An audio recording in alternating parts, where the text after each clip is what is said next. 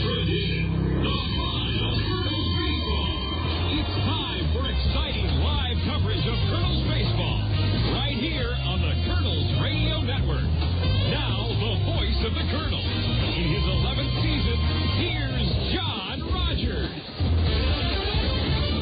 It's an overcast Thursday evening in Dayton, Ohio, where the Kernels have been treated royally by the front office staff here of the Dragons, and that's what we're going to talk about on the South Slope Communications Triple Play Show, the remarkable success story that Dayton has written here in southern Ohio.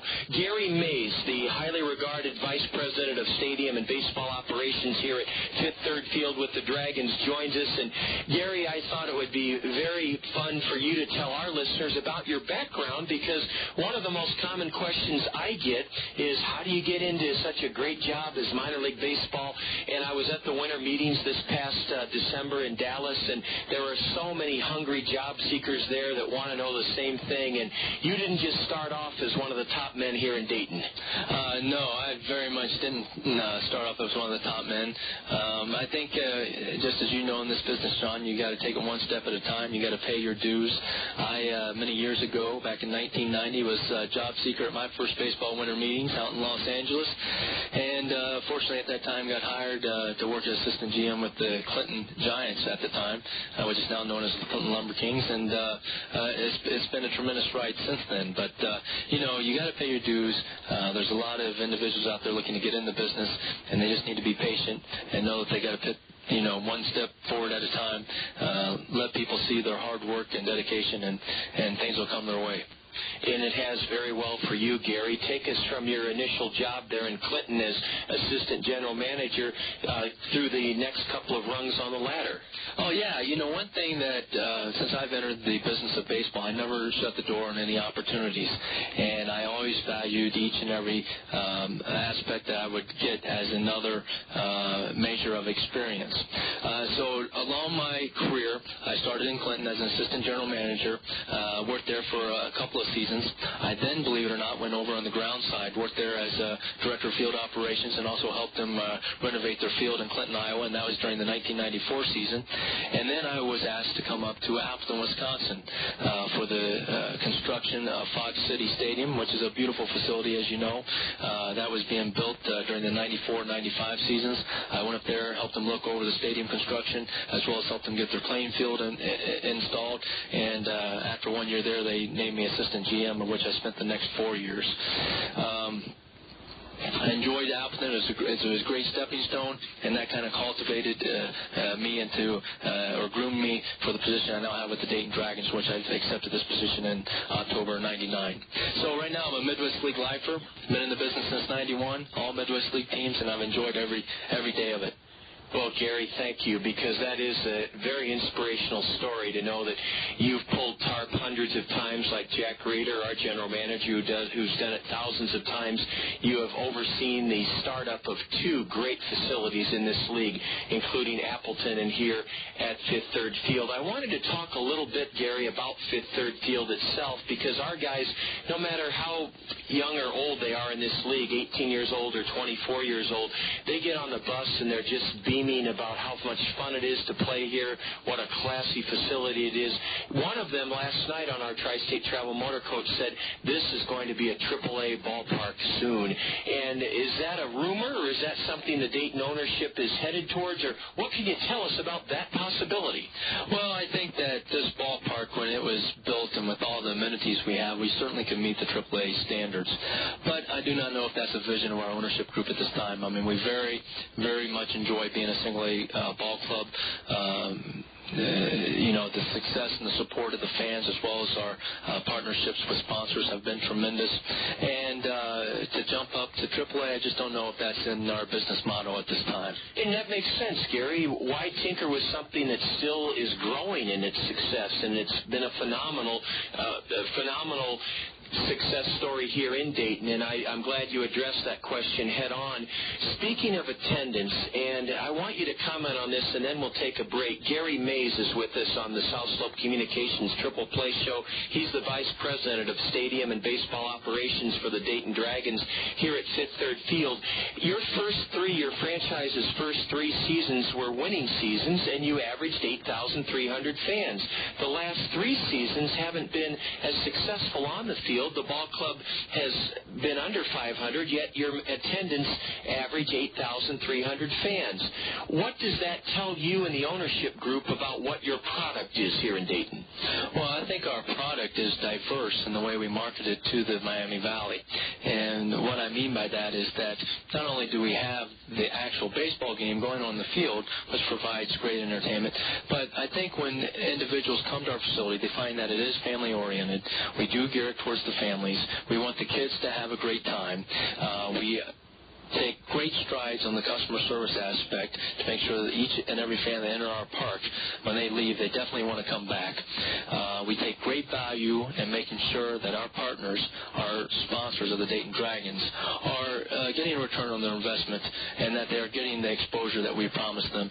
And last but not least, I just think that no matter whether we have a winning product on the field or not, the fans still know that they could come to Fifth Third Field, have an enjoyable evening, be entertained, and get their money's worth. And I think that's why they keep coming back.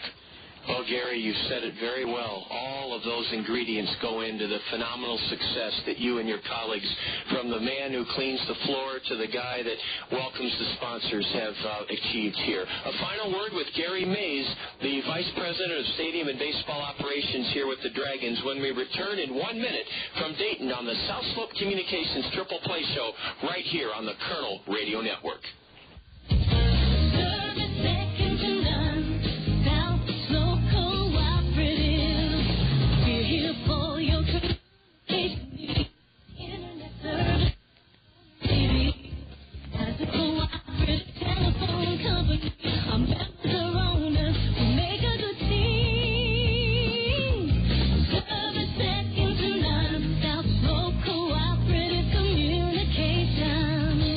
Communications Triple Play, voice, video, and data with South Slope Cooperative in North Liberty.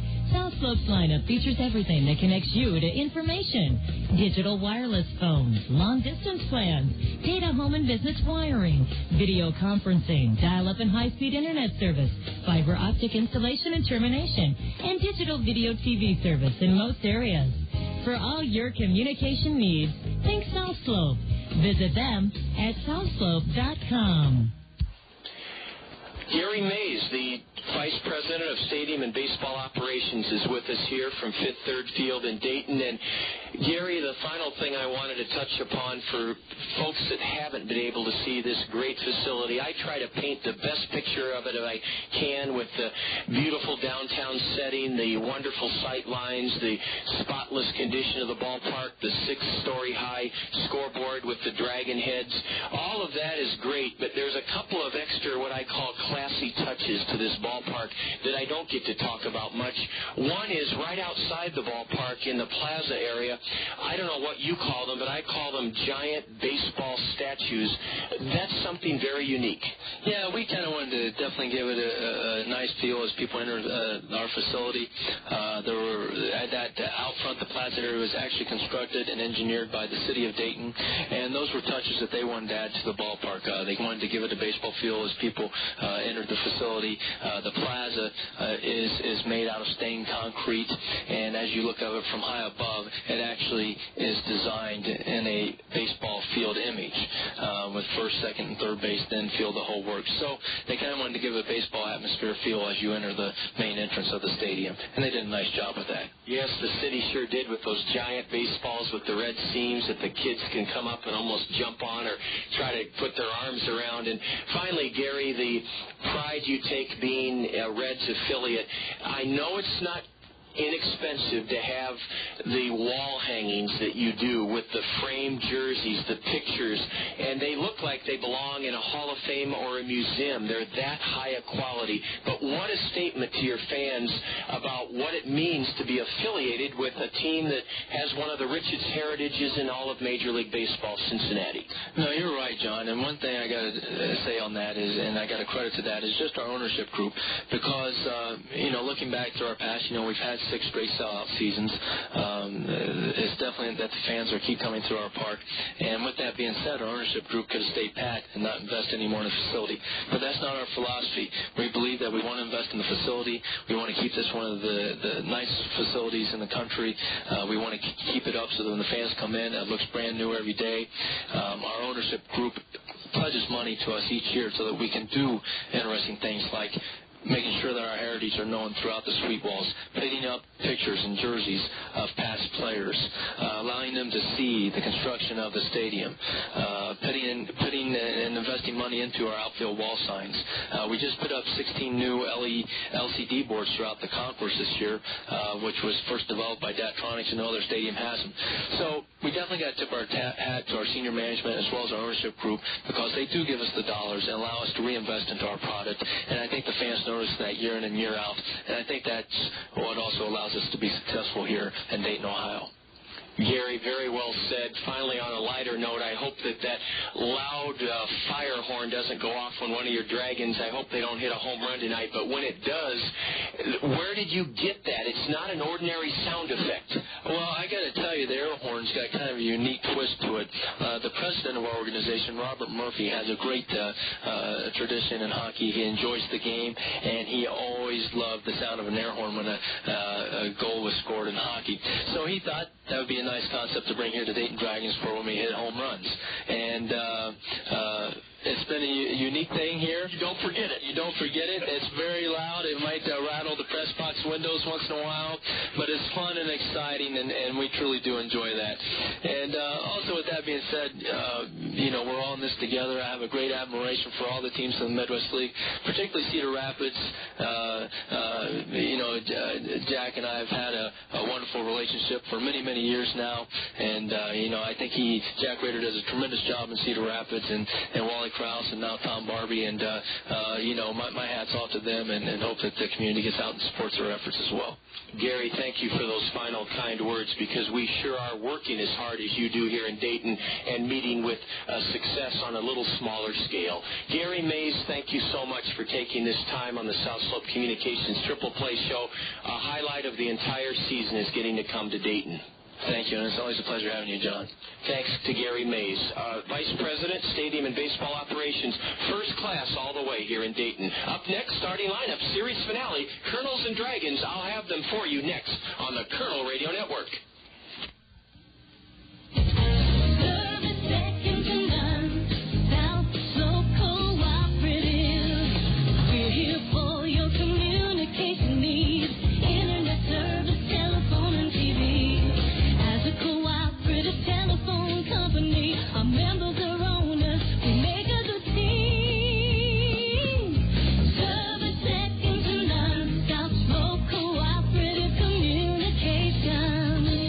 Communications Triple Play, voice, video, and data with South Slope Cooperative in North Liberty.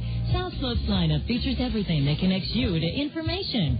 Digital wireless phones, long-distance plans, data home and business wiring, video conferencing, dial-up and high-speed internet service, fiber optic installation and termination, and digital video TV service in most areas. For all your communication needs, think South Slope. Visit them at southslope.com.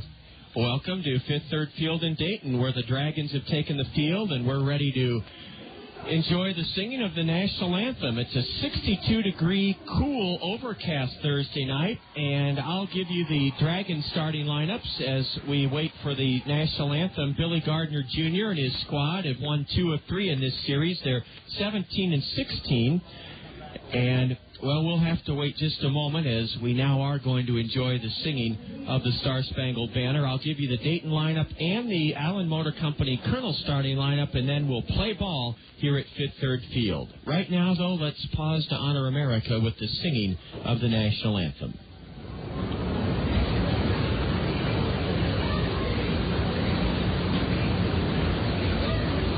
color guard is being presented by the Boy Scouts as they head out from the first base stands right between the mound and second base here at Fifth Third Field. The Dragons are on the field in their white home uniforms with black socks and green caps. And now here's the Star Spangled Banner.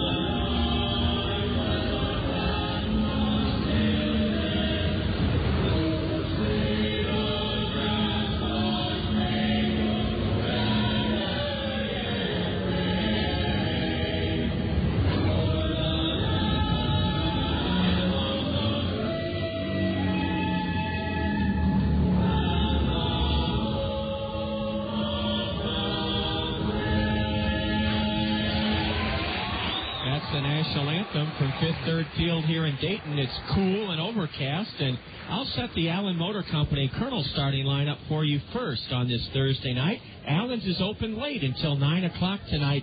Please visit them at their spectacular campus, I-380 and Boyson Road, exit 25 in Hiawatha. Right now, the 2005 Buick LeSabre at Allen's is just $199 a month, and that includes your first year's maintenance free. Allen's will provide you with your first year's maintenance free when you purchase a 2005 Buick LeSabre now, or a 2006 Buick Rendezvous, or a 2005 Buick Century. Allen's is open until 9 o'clock tonight, I-380 and Boyson Road, exit 25 in Hiawatha.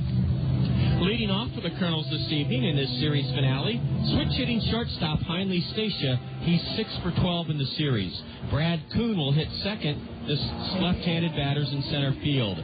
Jordan Renge will hit third. He's in right field this evening. Batting cleanup at third base, Dallas Morris. Flint Whipkey has a 9-game hitting streak, and Flint will be the designated hitter and bat fifth in the Allen Motor Company order. Let me double-check on that. I believe Whipkey's hitting streak is now 10 games. I don't want to short Flint. Yes, it is a 10-game hitting streak for Flint Whipkey. Catching and hitting sixth, Brett Martinez for the Kernels. Batting seventh, the third baseman, Travis Schlichting. Warner Madrigal has hit 2 home runs in this series. He'll be in left field and bat eighth, and batting ninth, Larry Infante at second base. Rounding out the Allen Motor Company Kernel starting lineup, making his 7th start of the year from the state of Texas, 22-year-old right-hander Stephen Merrick. Merrick, 2-1 with a 2.75 ERA. Before the Kernels bat against Carlos Fisher, a 4-game winner for Dayton, I'll run through the Dragon batting order quickly. Mike Griffin at second base will lead it off. Paul Janish, the league's leading hitter with a .398 average, will bat second. He's out of Rice University, the shortstop. The designated hitter is Jay Bruce. He's second in the league with 20 extra base hits. He'll bat third. Hitting cleanup out of Princeton University, the center fielder, switch hitter, B.J. Szymanski. Bobby Mosby is at first base batting fifth. Craig Tatum will catch and hit sixth for the Dragons. Batting seventh in right field, Gerardo Cabrera. J.D. Reininger, seeing his first action in the series, will be at third base and hit eighth, and batting ninth out of West Point, Josh Holden, the left fielder. On the hill, a 4-game winner, Carlos Fisher, 23-year-old, big guy, 6'4", 220. He's from California, and he went to school at Lewis and Clark State College in Lewiston, Idaho, and he was an 11th round pick of the Reds last year. Carlos Fisher, Fisher, 32 innings pitched. He's only given up 22 hits in 32 innings.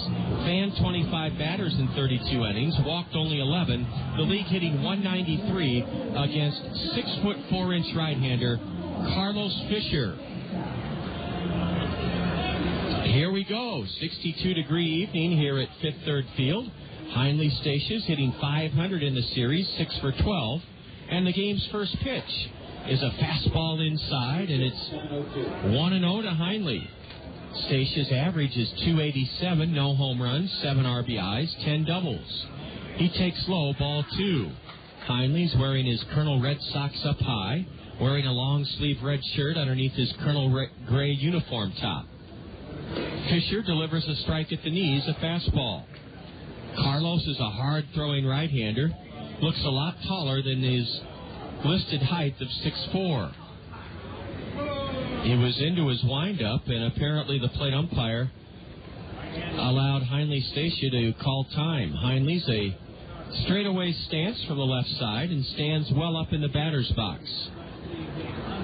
The 2-1 is corked past the mound, off the pitcher's glove. It'll die between the mound and second. That'll be a base hit for Hindley Statia, his 7th of the series. Hindley Statia wrapped one hard on one hop off the pitcher Fisher's glove, and then it dribbled between the mound and second, died on the grass. Paul Janish, the shortstop, was the man who actually picked it up, and it's another hit for Hindley Statia. That's Hindley's 7th hit in this series. And the Kernels have their leadoff man aboard here in the top of the first inning. Brad Coons, the batter. He squares to bunt, takes a pitch at the knees for a strike. The Kernels have deviated from the norm, at least offensively in this series, walloping 6 home runs and being caught trying to steal 4 out of 5 times. Statia's being held at first by Bobby Mosby. And a fastball darts below the knees. Brad Coon once again squared to bunt, but took that pitch low for ball 1. Coon is hitting .261. No homers, 8 RBIs.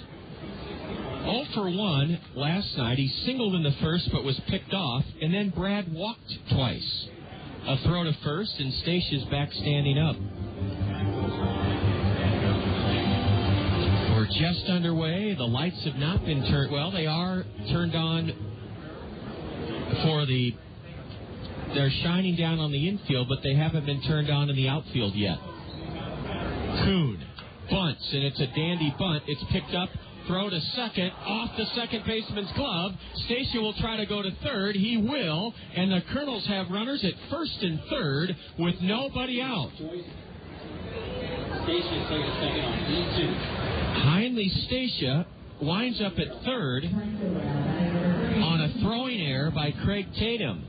His throw was high to the shortstop Paul Janish. Otherwise, Hindley Statia would have been out at second. Coon's bunt, I mischaracterized. I said it was a very good bunt. It wasn't the best of bunts because it only went 8 feet in front of home plate within the dirt batting circle. Craig Tatum jumped on it, threw to second, high off the glove of Paul Janish. It went into center. Hindley Statia went to third, and Brad Coon reaches on what will be ruled a fielder's choice.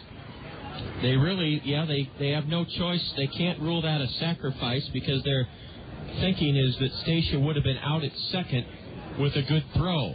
Now Jordan Renz has a chance to put the Kernels in front. He tips the first pitch foul right at the plate, strike 1 to the Colonel number 3 hitter. Now a fastball is on the outside edge. 0-2 to Jordan. Renz, a 4th-round pick by the Angels in 2002.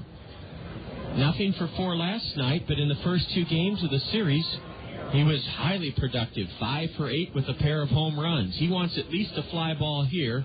Down in the count, no balls, 2 strikes. The Kernels have runners at first and third and have not gotten the ball beyond the grass of the infield yet here in the first inning.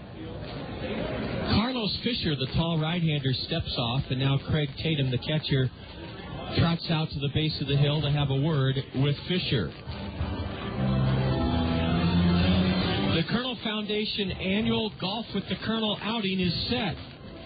Wednesday, May 24th, 12 noon at Wildcat Golf Course in Schellsburg. 4-person scramble with Kernel players and coaches in your group. The 0-2 to Wren's. A towering pop-up. This won't get a run home. It's a fair ball, and staggering underneath it to catch it is J.D. Reininger. Jordan Wren's, unable to get the ball to the outfield, has popped up about halfway up the third base side. Barely in fair ground, J.D. Reininger caught it. 1 out here in the first inning. Now it's up to Dallas Morris. He'll try to pick up Jordan Wren's, who is just not able to get that ball out of the infield. Give Jordan credit. He got the bat on the ball. You'd much rather have a high pop-up like that than a strikeout. Now the Dragons will try to turn a double play to get out of this first inning, and Dallas Morris will try to pick up Wren's. And, brother, does Morris do that as he rips one into the left center field gap for extra bases. Hindley Stacia trots home from third. Here comes Brad Kuhn racing for the plate. He scores without a play on a booming double into the left center field gap by Dallas Morris. Dallas Morris with a thunderous booming double between Josh Holden and B.J. Szymanski has given the Kernels a 2-0 lead here in the top of the first inning. Boy, you talk about swinging a confident bat right now. Dallas Morris drilled one into the left center field alley, drove home Stacia from third, and Brad Kuhn from first. And it's 2-0 Kernels here in the top of the first inning. Flint Whipke, who owns a 10-game hitting streak, takes a breaking pitch from Carlos Fisher for strike 1. Whipke singled and scored an unearned run in the 6th inning last night to tie the game at 4. Flint hitting .310. And he swings at a changeup in the dirt, strike 2. The annual Golf with the Kernel event is Wednesday, May 24th. At noon at Wildcat Golf Course in Schellsburg. It's $75 per golfer, $240 per foursome, and Carlos O'Kelly's will cater the meal afterwards. Flint Whipke on an 0-2 pitch, pops it foul, over the backstop to stay alive. Dallas Morris at second, following his 2-run double. Dallas now has 14 RBIs on the year, and Flint Whipke will try to drive him home to make it an even better Kernel first inning here in Dayton. Breaking pitch upstairs from Carlos Fisher. The number to call to sign up for the Kernel Foundation Golf with the Kernels outing Wednesday, May 24th at noon at Wildcat Golf Course in Schellsburg is 896-7608. That's Jessica Ferguson's phone number. Jessica does a great job. Here's a broken bat bouncer up the middle, gloved by Paul Janish, and he throws out Flint Whipke for the second out of the first inning. Dallas Morris advances to third. Flint Whipke did a good job putting the ball in play, cracked his bat, and hit a soft liner 5 feet off the ground, back of the mound. It skipped a couple of times. Paul Janish, the shortstop, darted in to glove it and throw Flint out. 2 away here in the Kernel first, and the batter, Brett Martinez. Blistering fastball on the outside corner, a strike to Brett. Jessica Ferguson will take care of you and sign you up for the Kernel Foundation Golf with the Kernels outing Wednesday, May 24th. There's a changeup in at the knees to Martinez, strike 2. Brett was 1 for 3 last night. He walked and scored ahead of Warner Madrigal's 2-run homer in the second inning. 2-0 Kernels here in the top of the first. Curve, and Brett slices it foul off to the right. It's still 0-2 to Brett Martinez. The number to call again for our golf coordinator, Jessica Ferguson, to sign you up, 896-7608. A fastball ties Brett Martinez up in knots. He cuts and misses. Strike 3 swinging to end the Kernel first. In the first for the Kernels, 2 runs on 2 hits, 1 Dayton error. The Kernels leave a runner aboard, and Stephen Merrick has a little bit of breathing room with which to work against this highly potent Dayton offense. As we go to the bottom of the first inning, Kernels 2, Dayton coming to bat. You're enjoying Kernel Baseball on the Kernel Radio Network. Fairfax State Savings Bank is paying you to come to the ballpark every Wednesday this season. You heard right. Fairfax State Savings Bank is paying you to come to Veterans Memorial Stadium every Wednesday this season. The first 750 of you Kernel fans to enter the gates before Wednesday's home game will receive an envelope full of money inside from Fairfax State Savings Bank. Each of those 750 envelopes will contain a greenback up to a $100 bill. Fairfax State Savings Bank, free money Wednesdays. Come early to line your pocket with cash. Meet Jim. Well, it's nice how he spends weekends in his yard trying to kill weeds. Gotcha. Meet Dave. He spends weekends on the green. That's because Greg's Lawn Service takes care of his lawn. Mowing, fertilizing, pruning, and, weed control. Greg does the big jobs, too. Landscaping, retaining walls, curb edging, and patios. So when you've had enough of those little devils... Yes. Call 393-0101. Greg's Lawn Service, a cut above the rest. Hi, I'm Tanya Sedlock, your local Pekin insurance agent at Andrews Insurance here in Cedar Rapids. We all know how quickly life can change. You buy a new car or a new home. Your family is blessed with a new baby. Your teenager starts driving the family car. I'm here to help with a complete line of insurance plans to give you protection when you need it the most. Pekin Insurance has been in business of insuring people for 85 years. I'm here to put your interests first. Please visit me, Tanya Sedlock, at the Andrews Agency. Stephen Merrick is making his 7th start of the year, and he'll face the Dragons' leadoff hitter, Mike Griffin. 2-0 Kernels. After one half inning, Dallas Morris, with runners at first and third, socked a 2-run double into the left center field alley, driving home Heinley Stacia and Brad Kuhn. Mike Griffin's had a good series. The .311 hitter is 5 for 13, 1 for 5 last night, singled and scored in Dayton's 3-run second inning. And a fastball is high and outside from Stephen Merrick. A 2-1 record and a 2.75 ERA for the 22-year-old. He delivers a fastball on the inside corner to even the count, a strike, 1-1. Griffin's a right-handed hitter.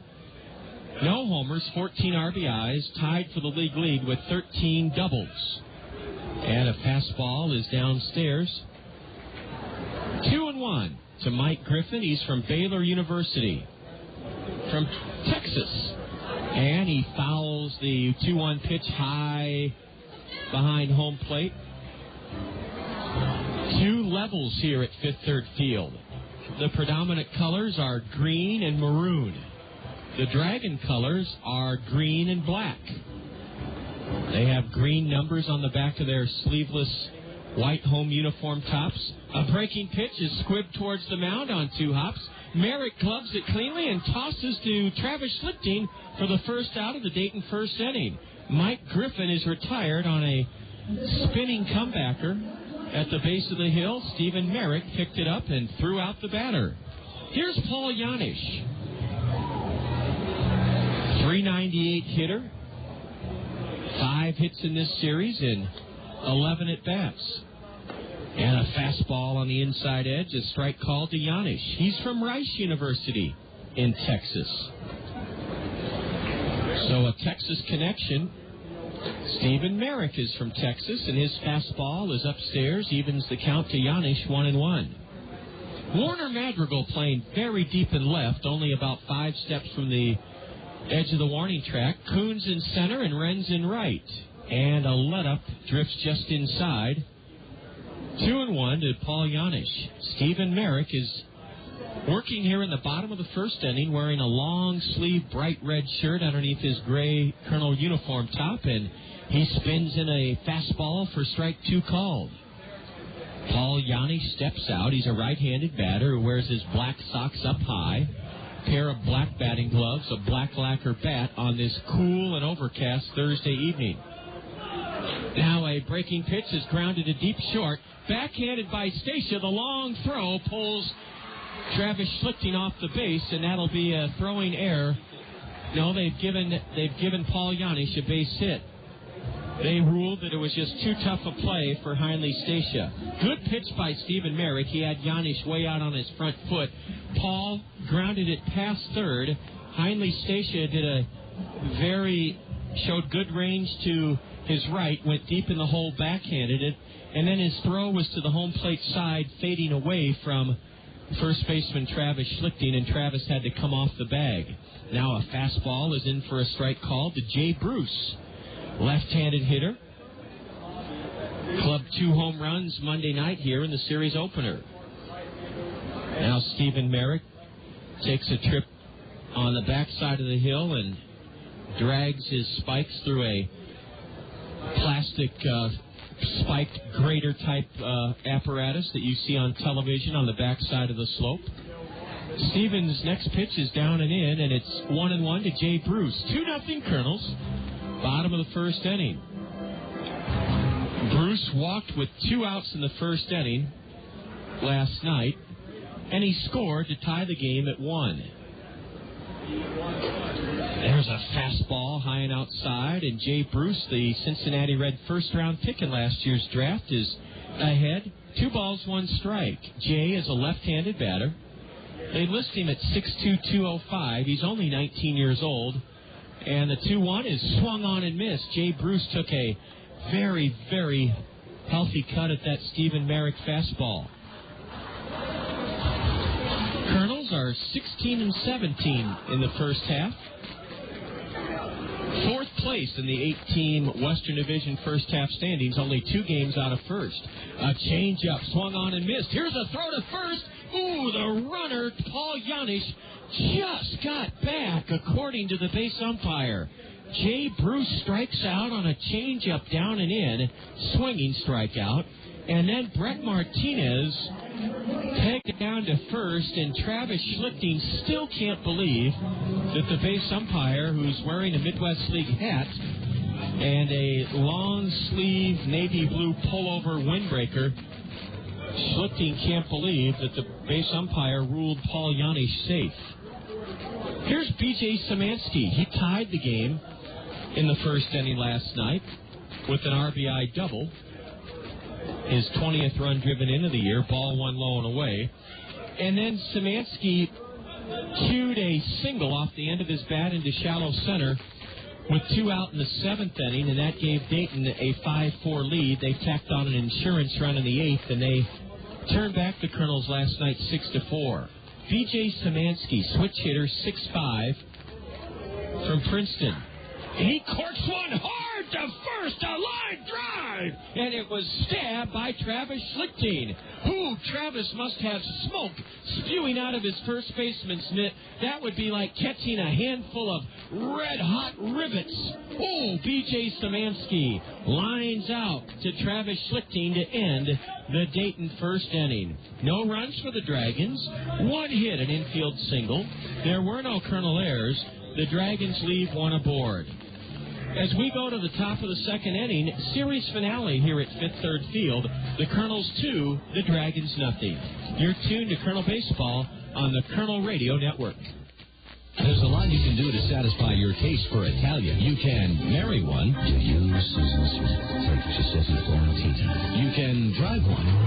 Or you can go to Zio Giano's and feast on Zio's homemade bread, pizzas, and pasta, authentically prepared as Zio Giano's famous Italian style. Zio Giano's for the hometown taste of Italy. Oh, come to Zio Giano's, the pasta makes you Zio. Come to Zio Giano's for real Italiano.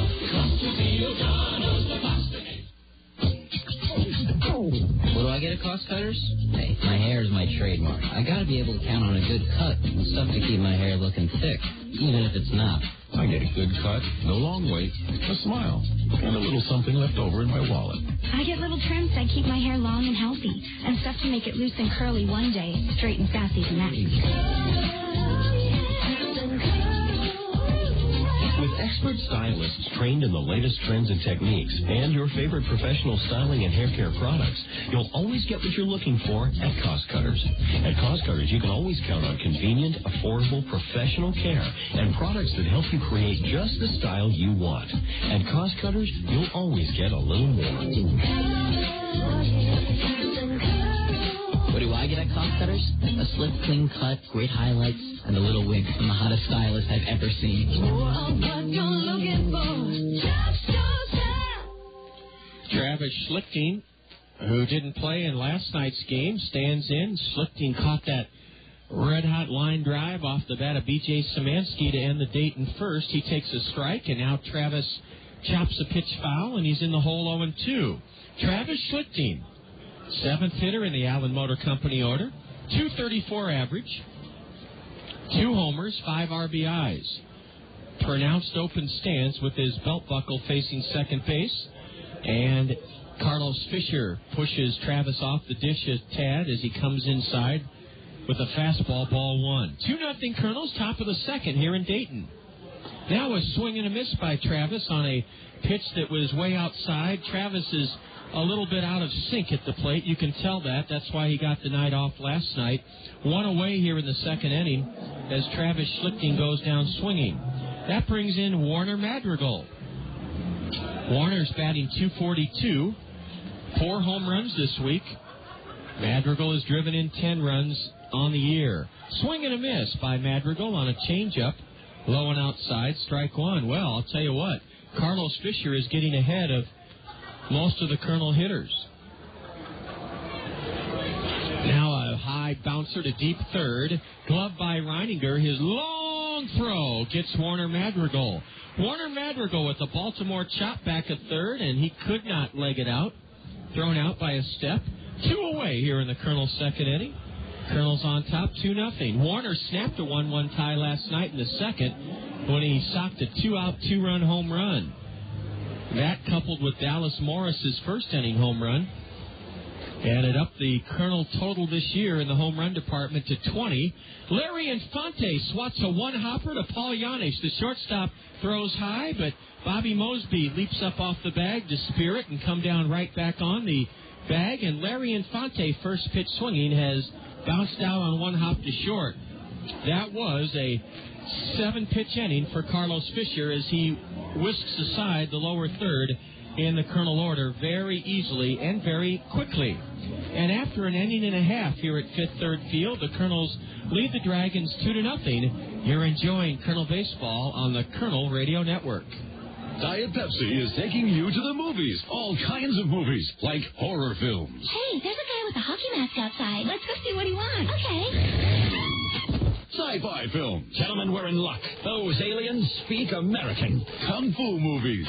Your English voiceover looks terrible. Taste my nunchucks. Teen flicks. I am so ugly. Well, you'd be hot if you ditched your glasses and your nerdy side ponytail. Oh my gosh, I am hot. Foreign films. Les French fries, the French toast.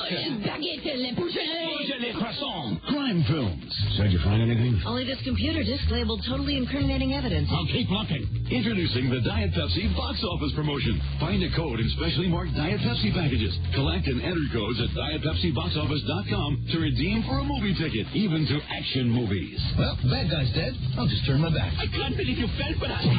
Light, crisp, refreshing Diet Pepsi. Subject to official rules, void where prohibited in 63006. Multiple purchases required. See website for redemption details. Imagine the convenience of accomplishing your next real estate transaction under one roof. Buying a home, selling a home, or securing the right mortgage loan are simple and worry-free at Todd Financial Services. Todd Financial Services knows that you've worked hard to be able to make the dream of home ownership a reality. Todd Financial Services understands that people do business with people they trust. You can count on Todd Financial Services to put you and your needs first so that your real estate transactions are pleasurable. Big Bobby Mosby will lead it off for Dayton in the bottom of the second. A 2-run double by Dallas Morris has given the Kernels an early lead here tonight as Bobby Mosby swats Stephen Merrick's first pitch foul up into the first base seats above the Kernel dugout. Strike 1.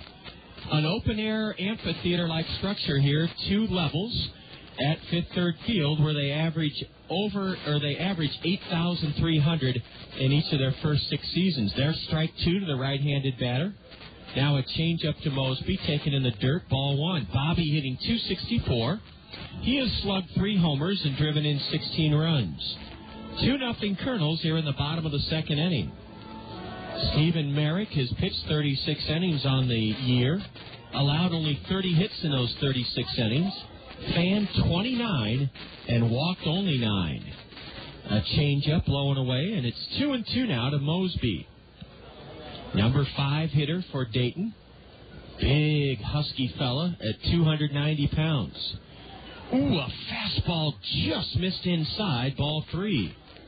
Mosby's from East St. Louis, Illinois, and Northeastern Oklahoma A&M. He was a 25th round pick by the Reds back in 2002, and he swings at a fastball high and tight and misses one away here in the second inning. Second strikeout for Stephen Merrick. Boy, that Bobby Mosby is a big, big man at 290 pounds. Craig Tatum played a big role in Dayton's victory last night. He walked leading off the second, and that started a 3-run Dragon comeback in a race to Kernel 3-1 lead. Tatum also doubled and scored an insurance run for the Dragons in the 8th inning. He was 1 for 2. He takes a strike and now a changeup in the dirt, ball 1, to right-handed hitting catcher Craig Tatum. 293 average. No homers, 5 RBIs. Warner Madrigal playing very deep and left, right below the 8-foot-high green padded wall. And above that, 10 rows of green seats, that section known as the Dragon's Lair. A high fly ball into shallow right. Larry Infante, 90 feet out in the grass in front of Jordan Renz, makes the grab. The Kernel second baseman from Venezuela, Larry Infante, took charge, and Craig Tatum is retired on a towering pop-up into shallow right by the Kernel second baseman. 2 away here in the second inning, and Gerardo Cabrera at the plate for the Dragons. Cabrera is a .242 batsman. No homers, 5 RBIs. Thin build, 6 feet 190. Steven gets ahead with a changeup on the inside corner. Merrick pitched a whale of a ball game in his last start. That was at home on Saturday against the Wisconsin Timber Rattlers. He didn't figure in a 11-inning 4-3 Kernel loss. Merrick pitched 7 2/3, gave the Timber Rattlers just 2 runs on only 5 hits, struck out 6 and walked 2. Ball 1 inside to Gerardo Cabrera from the Dominican Republic. A high pop foul off to the right puts Cabrera in the hole, 1-2. The mowing pattern here at Fifth Third Field is vertical lines. Light green, dark green, light green, dark green, alternating on the infield, and the same vertical straight line pattern in the outfield. Ball 2 is downstairs. Stephen Merrick looks underneath his left shoe as though he might have gotten some dirt or mud caught in his spikes. The Kernels are wearing their all-blue hats tonight with the white and red Kernel logo set on the bill. Breaking pitch in the dirt, and that runs the count full to Cabrera. Gerardo with the Gulf Coast League Reds last year hit .284 in 32 games. Socked 3 homers, drove in 13 runs. He singled and scored in the Dragon 3-run second inning last night. That was his only hit. He went 1 for 4. He's 2 for 7 in the series. Here's the payoff delivery. Inside, a 2-out walk to Gerardo Cabrera. Stephen Merrick was ahead of him 1-2, but lost Gerardo Cabrera, and that'll bring up J.D. Reininger. We haven't seen Reininger in this series. He's batting 8th, hitting .231 on the year, 1 home run, 4 RBIs.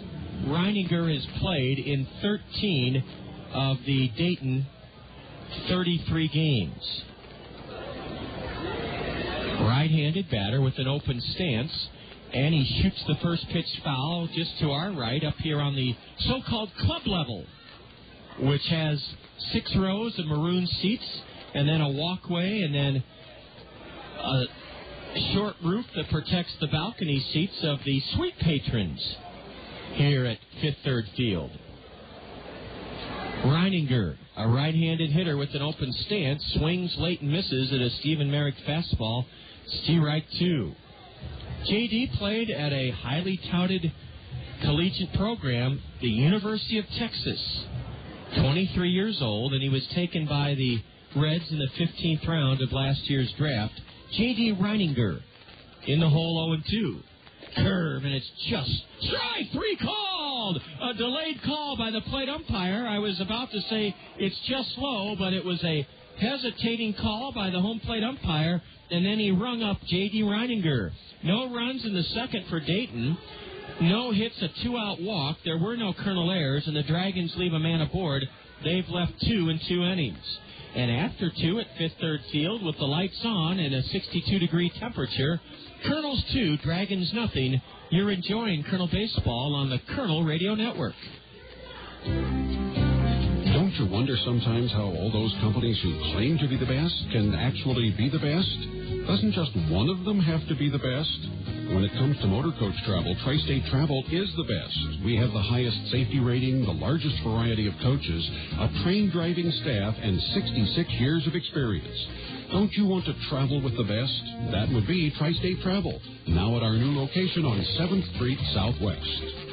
Hi, this is John Rogers, the voice of the Kernels. I'd like to share a few words with you about Kernel team physician, orthopedic surgeon Dr. David Terse. My father was a surgeon, and like most sons, I looked up to him as the greatest dad and the best doctor on earth. When I was diagnosed with a torn meniscus in my right knee recently, I wondered if my doctor here in Cedar Rapids would measure up to my dad's standards. My doctor was Dr. David Terse. Dr. Terse's thorough and expert explanation of my x-ray, his calm and reassuring description of the procedure he would be performing, and his kind and confident bedside manner impressed me beyond my expectations. Dr. Terse has those exceptional qualities we all hope to find in our doctor: an established reputation of excellence, the ability to communicate with us so that we understand and trust his words, and that gut feeling that he truly cares about us. Dr. Terse is a world-class surgeon and a first-class person. I've experienced firsthand why the Los Angeles Angels of Anaheim, the Kernels' parent ball club, has entrusted Dr. Terse to care for our players.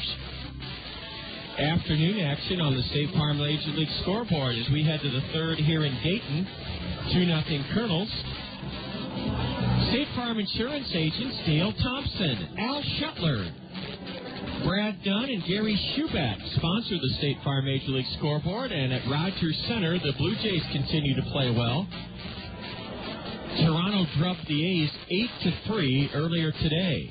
Heinle Stacia rips the first pitch foul into the club section above the backstop, right behind the plate, strike 1. In the National League, 3 games from this afternoon, and they're all final. Heinle pops a changeup in the air into shallow left, a long way to come for Josh Holden.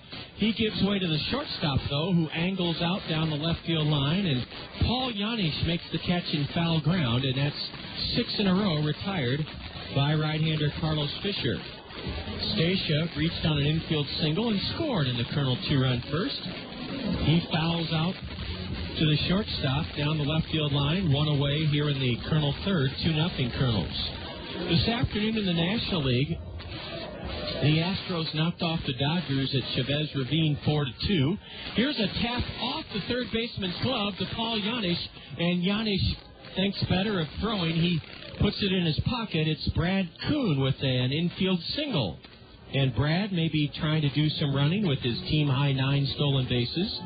Brad Kuhn with a Baltimore chop that flipped off the webbing of the third baseman Reininger's glove and then bounced to Paul Janish. Janish, knowing the speed of Brad Kuhn, did not try to throw to first base. The Padres played at Petco Park today, and they upended the Brewers 8-5. And this afternoon at SPC Park, the Giants stomped the Cubs 9-3. Ball 1 on a check swing. Jordan Renz held up. Ball 1 low and away. Renz popped to third in the first inning. Kuhn draws a throw. He's back standing up. The Kernels have tried to steal second base 5 times in this series and have been successful only 1 time.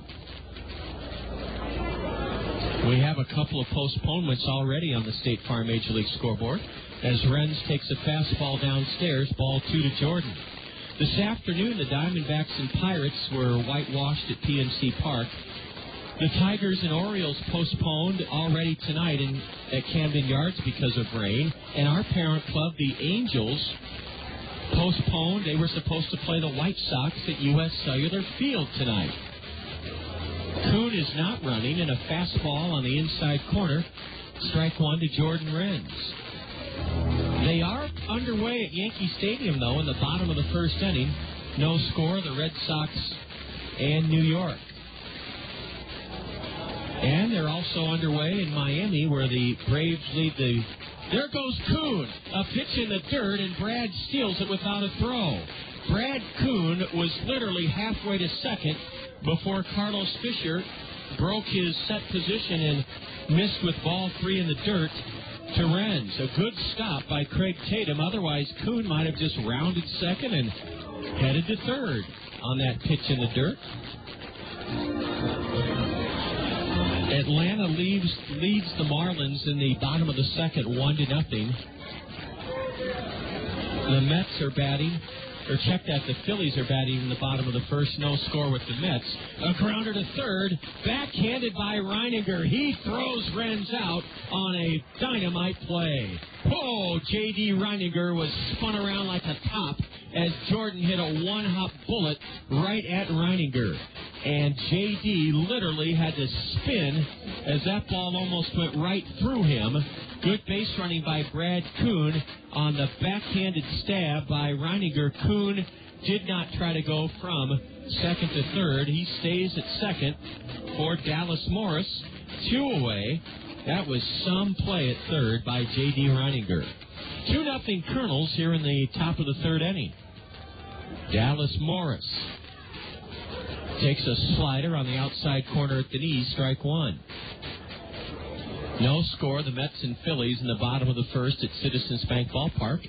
They're in the bottom of the second. Down the road in Cincinnati, no score, the Nationals and Reds. A bouncer off the pitcher's glove right to the second baseman Griffin, who throws out Morris. It went 1-4-3, and I believe Carlos Fisher may have taken a base hit away from Dallas Morris as Dallas hit a one-hopper sharply off the pitcher's glove, and a bad break for the Kernels as it deflected right to Mike Griffin on one hop, who pegged out Dallas Morris. No runs in the third for the Kernels. One hit, an infield single, and a stolen base by Brad Kuhn. There were no Dayton errors, and the Kernels leave one man on. They've stranded 2. We go to the bottom of the third inning, and the Kernels still lead the Dragons 2-0. This is Kernel Baseball on the Kernel Radio Network. With spring comes a sound we're all familiar with, lawnmowers. The Solid Waste and Recycling Department encourages you to mulch your grass this year, though instead of bag. It's a practice known as grass cycling. Why grass cycling? Well, it saves time because you don't have to rake or bag your grass clippings. But it also saves money because those clippings contain essential nutrients, reducing your need for expensive fertilizers. Best of all, grass cycling helps to save landfill space. Do your part. Grass cycle. This message from the Solid Waste and Recycling Department. Well, we've reached the moment of truth as far as Mother's Day goes. It's this Sunday, and Peck's Flower and Garden Shop is the place that can deliver your Mother's Day gift of flowers or plants anywhere. Choose from one of Peck's many thoughtful, fresh flower bouquets and growing plant arrangements. Your mom will be delighted when she receives flowers or plants from Peck's. Order now while you're thinking about it. Peck's is open until 8 o'clock this evening, so you still have time to head out to the corner of Blair's Ferry and Edgewood Road. Peck's Flower and Garden Shop has been delivering Mother's Day smiles for 50 years, since 1956. If you'd like to call and order your flowers for Mom, that's fine too. Peck's can accommodate you. Call Peck's at 393-5565. Peck's Flower and Garden Shop. And yes, indeed, it is time to order your Mother's Day flowers from Peck's. Josh Holden, the number 9 hitter in the Dragon order, is first up, and he bunts. It's a terrific bunt. It'll take a whale of a play by Dallas Morris. He charges bare hands and throws out Josh Holden. Holden all but bunted his way on, but Dallas Morris tiptoed in on the grass, bare-handed Holden's bunt, threw on the run, made a terrific play to take a base hit away from Josh Holden. It went 5-3, and I'm putting a star by that one in my book because Dallas Morris made that outstanding of a bare-handed pickup. Now to the top of the order, Mike Griffin who bounced back to Stephen Merrick his first time up, leading off the Dayton first. Bottom of the third, 2-0 Kernels. Ball one inside. Now a drive sliced foul off the end of the bat over the Kernel first base dugout. And it's 1-1 to Mike Griffin. It's been an overcast, cool day here in southern Ohio. 62 degrees, our game time temperature. The 1-1 to Griffin. Look out, it drilled him in the back. Mike Griffin hit with a pitch.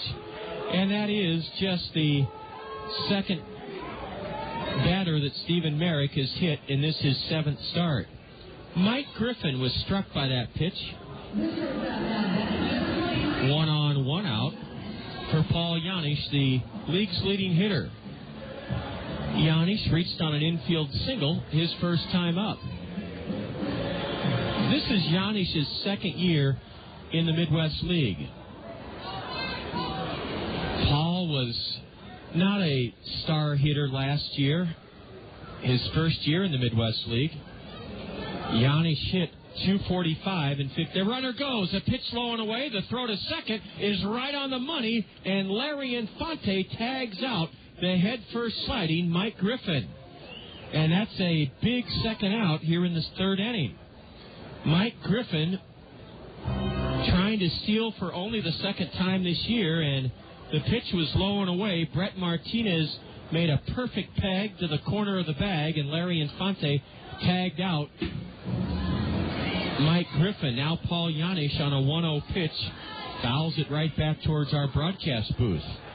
We're high above fifth third field to the right of home plate, just behind the club section seats, the second deck here. There's a breaking pitch low and away, and it's 2-1 to Paul Janish. 2-0 Kernels, bottom of the third. Bases empty, 2 gone for the Dragons. Janish lifts one high and deep and foul. That went onto the grass slope seating berm, tucked into the right field corner here at fifth third field. I haven't even mentioned yet in this series, fifth third field is the namesake of a regional bank. When we go to Grand Rapids, Michigan, we'll be calling the game from Fifth Third Park. And there's a stadium in Toledo named Fifth Third Stadium. So obviously, Fifth Third Bank believes in the power of naming rights of professional stadiums, baseball stadiums in particular. Janish fouls off a 2-2 pitch. Paul has a wide stance and swings and misses at a fastball. 4 strikeouts for Stephen Merrick as he blew one by the league's leading hitter to end the Dayton third inning.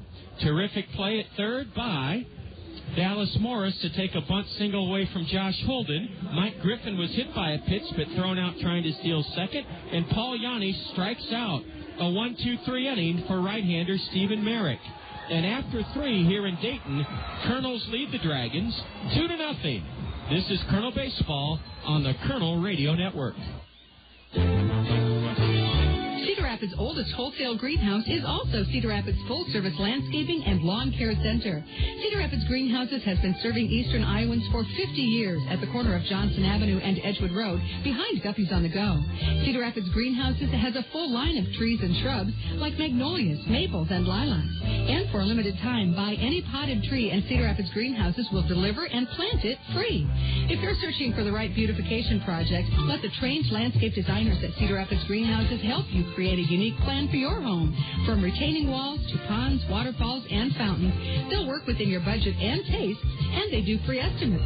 Lawn care featuring mowing, fertilization, seeding, sodding, aeration, dethatching, maintenance, and cleanup are all done with care and precision. For the highest quality and low prices, see the difference at Cedar Rapids Greenhouses, Eastern Iowa's full-service landscapers at the corner of Johnson Avenue and Edgewood Road.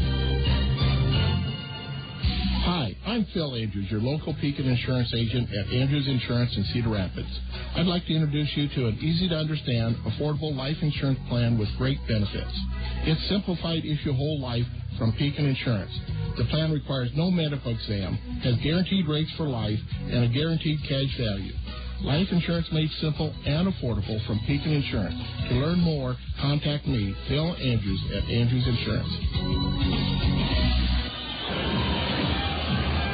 23-year-old right-hander Carlos Fisher from California went to school at Lewis and Clark State College in Lewiston, Idaho, is ready to face Flint Whipkey to start the Colonel fourth inning. A 2-run double by Dallas Morris back in the first has held up so far as we go to the fourth inning, 2-0 Kernels.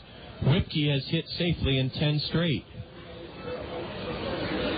He bounced out to short his first time up, and there's a fastball downstairs, ball 1 to Flint. Carlos Fisher started 8 games, relieved in 7 with Billings last year in his rookie year of pro baseball. Flint Whipkey pops the 1-0 pitch high and foul into the first base stands to even the count 1-1. At Billings, Fisher, this right-hander for Dayton, went 1-4 and lost 4, a 4.19 ERA. He pitched 53 2/3 innings and gave up 56 hits. A fastball is clubbed on the ground on one hop to J.D. Reininger. He throws high over the head of Bobby Mosby. Flint Whipkey will make it to second as the ball skipped into the stands. J.D. Reininger had too much on his throw and heaved it over the head of Bobby Mosby.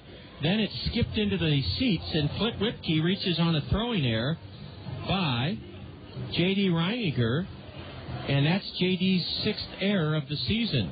Whipkey just took a left and went down to second, and now let's see if Brett Martinez will try to bunt Flint to third base, or whether Brett Martinez will be intent on hitting the ball, trying to hit the ball on the ground to the right side of the Dayton infield.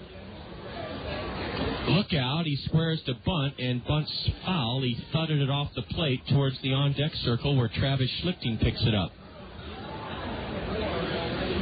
Carlos Fisher last year yielded 56 hits in 53 2/3 innings, struck out 45 in 53 2/3, walked only 19.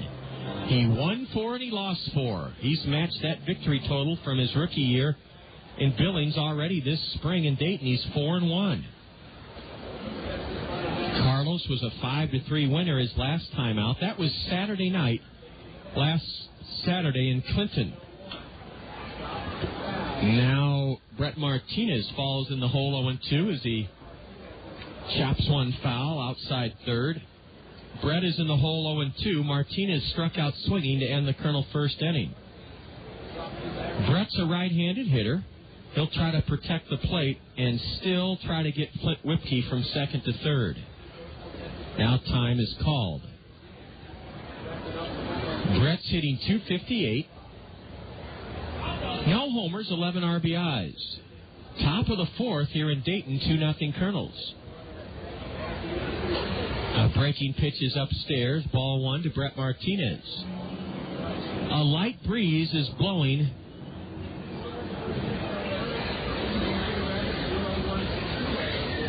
out towards right center. I had to check the flags closely because for a few moments I couldn't tell which way they were blowing. Martinez lays off a fastball low and outside. The grass slope seating berm above the 8-foot-high green padded wall in right is jam-packed tonight here at Fifth Third Field. The grandstand itself is about 65% full. There are a number of empty seats. Brett Martinez, a high pop foul. Bobby Mosby near the Colonel dugout has a play, and he makes the one-handed catch. Brett Martinez fouls out to first, and it'll take a base hit from Travis Schlichting or Warner Madrigal if the Kernels are going to take advantage of a throwing error by J.D. Reininger that opened up this Colonel fourth inning. Brett had the right idea. He hit the ball to the right side, but fouled out to first as Mosby came right in front of the Colonel dugout railing and made the catch.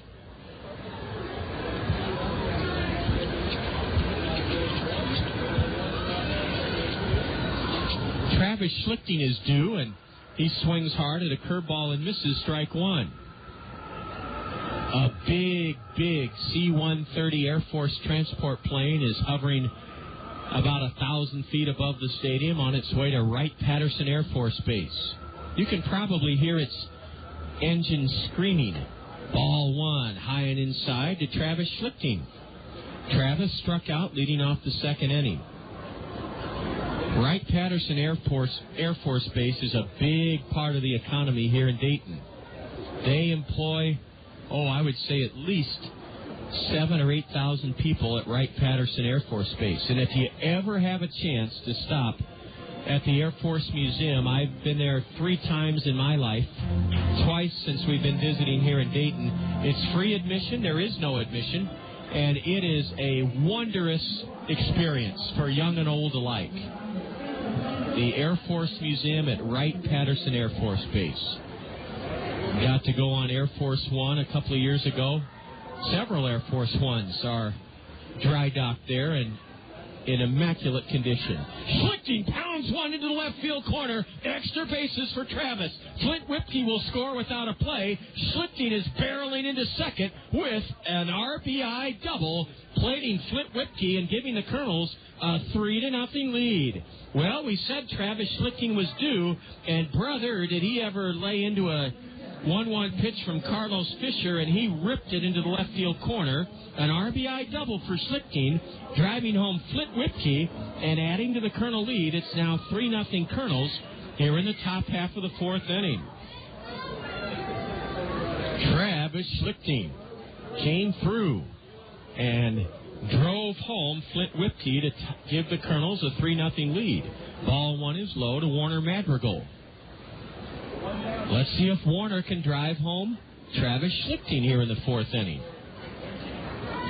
Carlos Fisher, the 4-game winner. There goes Schlichting, a curve, a strike, the throw to third, and Travis steals it. Travis Schlichting got a big break off second, and he stole third. He's there with only 1 out. And now let's see if Billy Gardner Jr. pulls his infield in for the play at the plate. Indeed, he does. Warner Madrigal took a curve for strike 1. Now a high pop foul on top of the roof that protects the suite seats here to our left. Strike 2 to Warner. Warner had a good pitch to hit, but fouled it straight back. Schlichting with a steal of third is there with only 1 out. Warner has to guard the plate. He does, and as he powders one foul into the screen just above the head of on-deck hitter Larry Infante. This is a big at-bat for Warner Madrigal. Infield in for the Dragons. Another foul. Warner protecting the plate. Just got a piece of a fastball on the outside edge. Coming up in the top of the 5th inning, a chance for you to earn a pair of passes to Bluesmore in our Brucemore Bonanza. Fisher's pitch swung on and missed. A high fastball in on Warner's hands, and he could not prevent himself from swinging at that pitch up and in. Big strikeout by Carlos Fisher of Warner Madrigal. That's a tough pitch to lay off because you almost have to swing at it, thinking, well, I better swing or the pitch is going to hit me. A highly effective pitch by Fisher, and now the Kernels need a big pick-me-up from Larry Infante. Let's see if they try to squeeze a run home with 2 out.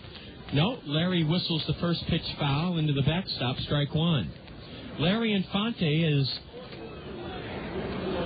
at the plate with Schlichting at third. 2 out here in the 4th inning. 3-0 Kernels. Time is called by the catcher, Craig Tatum. He now trots out to the base of the mound. Yes, our Brucemore Bonanza question will come your way in the top of the 5th inning. And we'll reward you with a couple of tickets to Bluesmore and a Brucemore souvenir book if you can log on to the Brucemore website and answer our Brucemore Bonanza question correctly this evening. The 0-1 to Larry. Corked into right, and it's going to be a base hit. Larry Infante, the number 9 hitter, picks up Warner Madrigal, who could not drive home Travis Schlichting from third with 1 out. Larry Infante hit a sinking liner into right, a one-hopper in front of Gerardo Cabrera, and it plates Travis Schlichting from third with the 2nd run of this Kernel 4th inning, and the Kernels now lead it 4-0. Big 2-out pick-me-up base hit to right by Larry Infante. Larry's got to feel good about that. His 5th run driven into the year. Now Heinle Stacia takes ball 1, a fastball upstairs. Kernels 4, Dragons nothing here in the top of the 4th inning. Boy, was that a big hit by Larry Infante. It came with 2 out and Schlichting at third. Larry draws a throw, and he's back standing up. Larry Infante, the number 9 hitter, a 122 batter, but you wouldn't know it by the way he drilled that 0-1 pitch. Now Stacia tops a pitch foul and rolls it towards Brad Kuhn, the Colonel on deck hitter. 4-0 Kernels here in Dayton in the top of the 4th inning. The website that you'll go to answer our Bruce Moore Bonanza question is www.brucemore.org, BRUCEMORE.org. Stacia swings at a fastball down and in and misses. Larry Infante tries to steal second, and he is tagged out by the shortstop, Paul Janish. The caught stealing went second base to shortstop, 2-6, and it ends the Colonel 4th inning. The Colonels strike for a pair, both unearned, on 2 hits. An error opened up the inning, the second of the evening by Dayton, and the Colonels leave the bases empty. And after 3.5, here in Dayton, it's the Colonels 4, the Dragons nothing. You're listening to Colonel Baseball on the Colonel Radio Network. Reading stimulates a child's imagination, increases their mastery of subject matter, improves their spelling and vocabulary, and opens up new worlds of discovery. That's why Toyota Financial Services, the Gazette, and the Kernels are teaming up to encourage elementary students throughout the community to read. Kernels players will visit 38 elementary schools this spring to talk with students about the benefits of reading. Girls and boys will then be rewarded with nifty prizes for achieving reading milestones. Toyota Financial Services, the Gazette, and the Kernels, proud to stand behind our community's youth through reading. Next up, a musical taste of Dr. Pepper. It's a new spin on an old vibe. From me to you, a tasty sip of Dr. Pepper for your ears, and it starts like this. I'm a pepper, he's a pepper, she's a pepper, we're a pepper, wouldn't you like to be a pepper? Now that's cool, but pepper is a little better. So let's slide in a taste of this.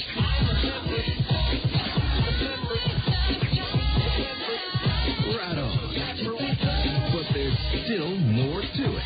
I mean, there's nothing like it, because every sip is a kick and mashup of 23 different flavors. So for the true taste of Dr. Pepper, we dial it up even more.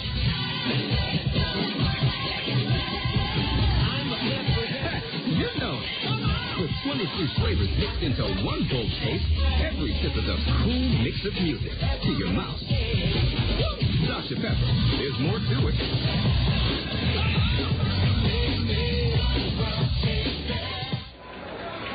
The Dragons send the heart of the order up to face right-hander Stephen Merrick here in the bottom of the 4th, and it's 4-0 Kernels.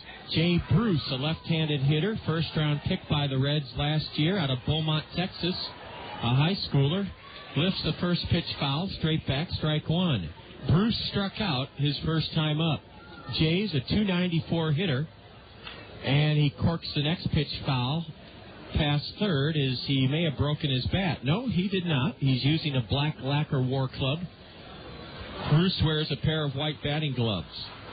Jay Bruce with 7 home runs, 23 RBIs. He's tied for third in the Midwest League with those 23 runs driven in. The 0-2 from Stephen Merrick is a breaking pitch in there for strike 3 called.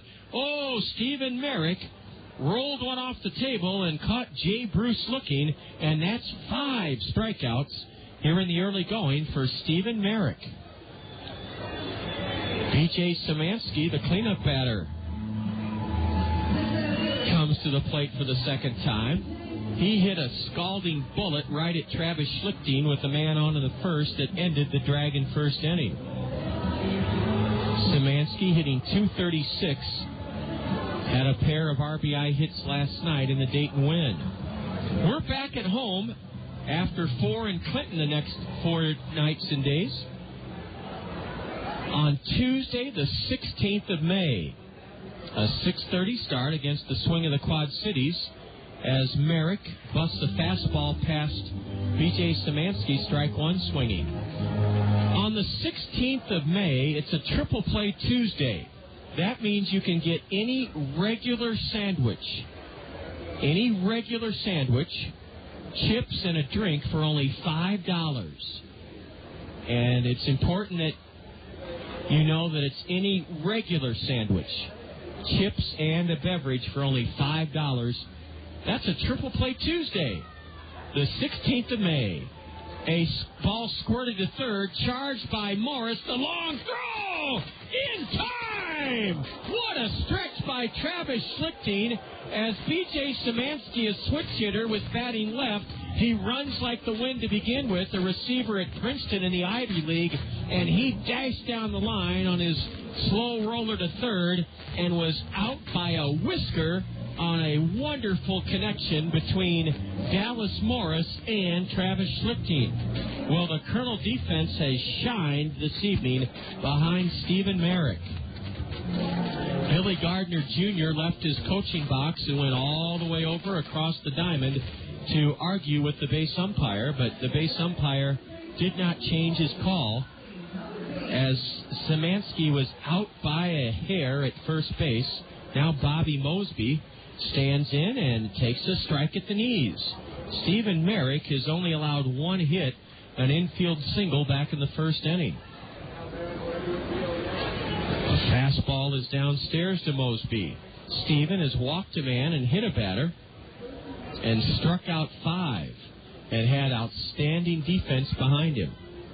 The 1-1 to right-handed hitting Bobby Mosby is a curve and a swing and a miss. Strike 2.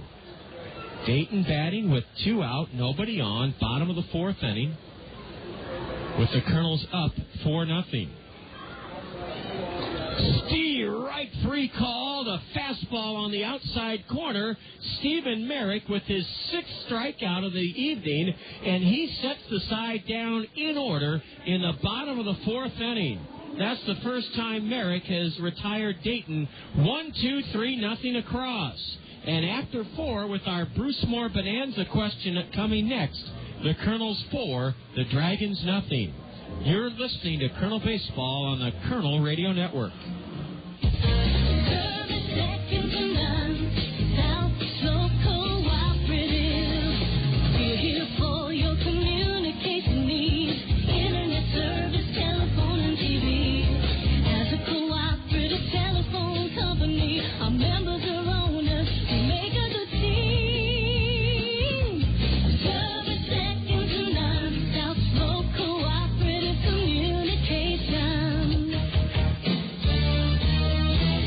Ready for summer and beat high gas prices with a pre-owned vehicle from Randy Keel Honda. Their inventory is jam-packed with fuel-efficient vehicles designed to save you money. Get an economical sedan for your daily commute, or indulge your sporty side with a high-performance coupe. Randy Keel Honda carries a large selection of Honda certified pre-owned vehicles, backed by a 12-month, 12,000-mile comprehensive warranty and 7-year, 100,000-mile powertrain warranty. Need to haul the entire family? For a limited time, you can get special financing on Honda certified pre-owned Odyssey. Whatever your driving needs, Randy Keel Honda has the vehicle for you. Visit Randy Keel Honda on Centerpoint Road Northeast or online at randykeel.com. Randy Keel Honda, where they treat you right.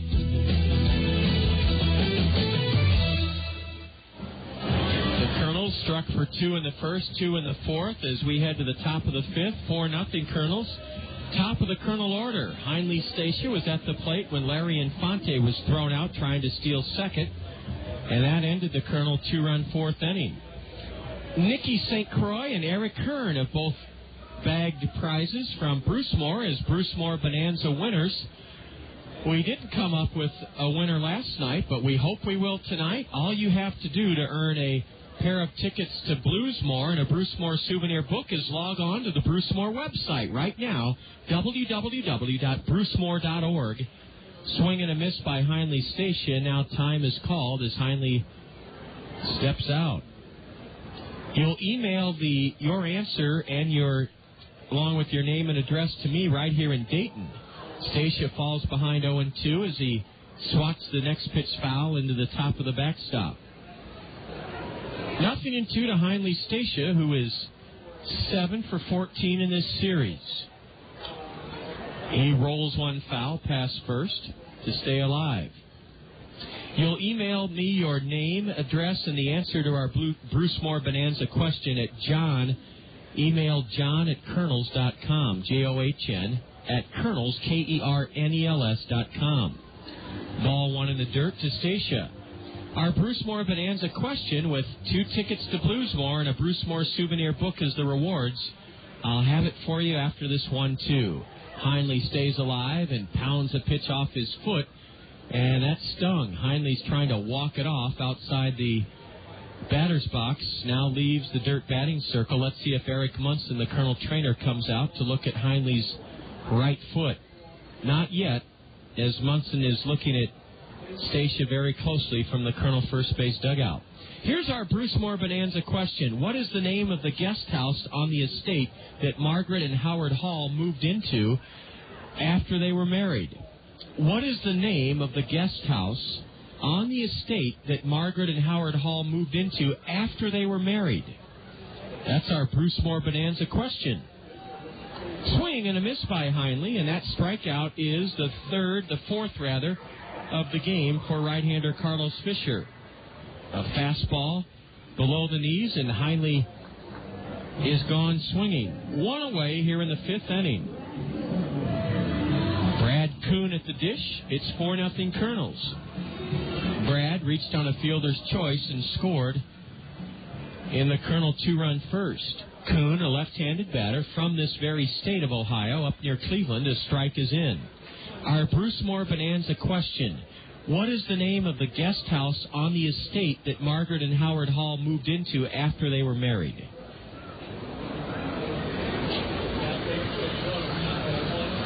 You'll email me your answer along with your name and address to John at Kernels.com. If you've been a Bruce Moore Bonanza winner earlier this spring, that's great.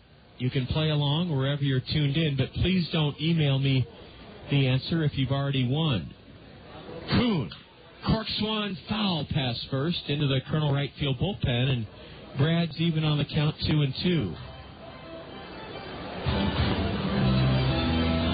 Your emails welcome, along with your name and address and the correct answer to our Bruce Moore Bonanza question here from Dayton. Brad Kuhn rifles one into the right center field alley, and it is going to land to the right of the right fielder for extra bases. Brad Kuhn is hoofing it around second. He'll try for 3. The relay to third, not in time. Brad Kuhn with a head-first slide into third with a one-out triple. That's the 6th Colonel hit of the evening. Brad has his 4th triple of the season, and Brad Kuhn is at third with only 1 out here in the 5th inning with a triple tagged into the right center field gap between Cabrera and B.J. Szymanski. Boy, did Brad Kuhn ever sock that one hard into the right center field gap for a triple. Now the infield in for the play at the plate. RBI chance for Renz. Jordan strokes a base hit into right down the line. Cabrera over to get it to hold Jordan to a long single that drives home Brad Kuhn and makes it 5-0 Kernels. Jordan Renz stepped into the first pitch from Carlos Fisher and lashed it into right. RBI number 22 for Jordan Renz, plating Kuhn, and it's 5-0 Kernels here in the top of the 5th inning. Well, Jordan Renz with his first hit of the evening laced one into right to drive home Kuhn, and it's 5-0 Kernels. Larry Pearson, the Dayton pitching coach, out to the hill. Our Bruce Moore Bonanza question. What's the name of the guest house on the estate that Margaret and Howard Hall moved into after they were married? The reward, your reward, 2 tickets to Bluesmore and a Bruce Moore souvenir book. You can email me the answer to the Bruce Moore Bonanza here in Dayton, John, John, at Kernels, Kernels.com. you'll find the answer to the Bruce Moore Bonanza on the Bruce Moore website, www.brucemore.org. BRUCEMORE.org.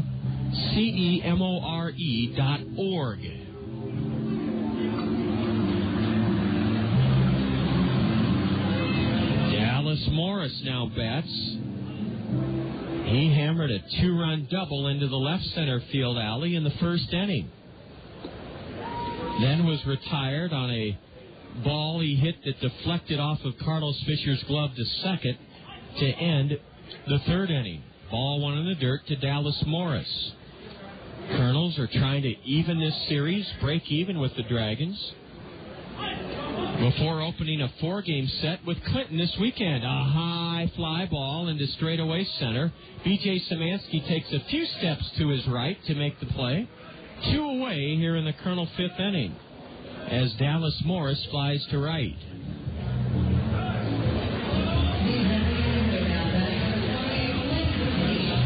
It's a lot of fun to visit the Bruce Moore website, and we make it worth your while by rewarding you this evening with 2 tickets to Bluesmore and a Bruce Moore souvenir book. If you can email me the answer to the Bruce Moore Bonanza question. Flint Whipke lifts a high fly ball into shallow right, drifting back about 35 feet into the grass and right to make a one-handed grab is Mike Griffin. Flint Whipke pops to second to end the Kernel 5th inning. 1 run on 2 hits for the Kernels. There were no Dayton errors. The Kernels leave a man aboard and have stranded 3. As Dayton comes to bat in the bottom of the 5th, the Kernels on top of the Dragons, 5-0. This is Kernel Baseball on the Kernel Radio Network. Whether you're a serious athlete or a weekend warrior, injuries can take you out of your game. Smart athletes know that Physiotherapy Associates in Cedar Rapids are the experts in the treatment and prevention of sport-related injuries. Our expert staff serves the metro and surrounding area high school athletes. Physiotherapy Associates of Cedar Rapids, the smart choice in sports medicine. Call us at 398-1569. That's 398-1569. We'll get you back in your game today. Training and the highest quality craftsmanship in the world are 2 hallmarks of union workers. Prospective construction clients can depend on workers who have learned their craft and mastered their skills through the Cedar Rapids, Iowa City Building Trades and Construction Council world-class apprenticeship program. These experienced tradesmen will work with signed contractors to bring flexibility, efficiency, safety, and the highest skill and quality in the world to all building and construction projects. Eastern Iowa works best when we say union, yes. Technology pervades every aspect of our daily lives. This remarkable age we live in has a machine or a computer to meet almost all of our needs. But you won't find a technological device that can provide you with the personal attention for something as important as insurance. Neighbor Insurance Services, your professional Pekin insurance agency in Hiawatha, is trained on all insurance matters, including how much coverage is enough coverage. For personal attention to all of your insurance needs, see the insurance professionals at Neighbor Insurance Services in Hiawatha.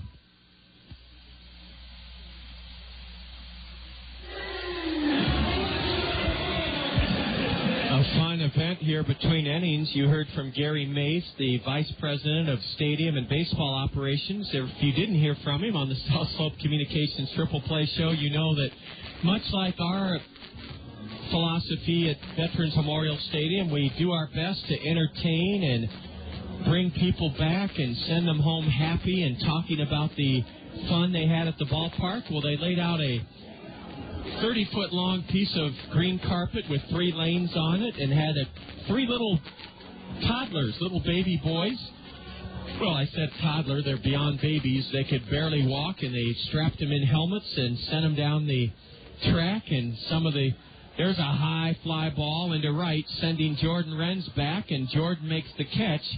Craig Tatum, first pitch swinging, has flown out to right to start the Dayton 5th inning.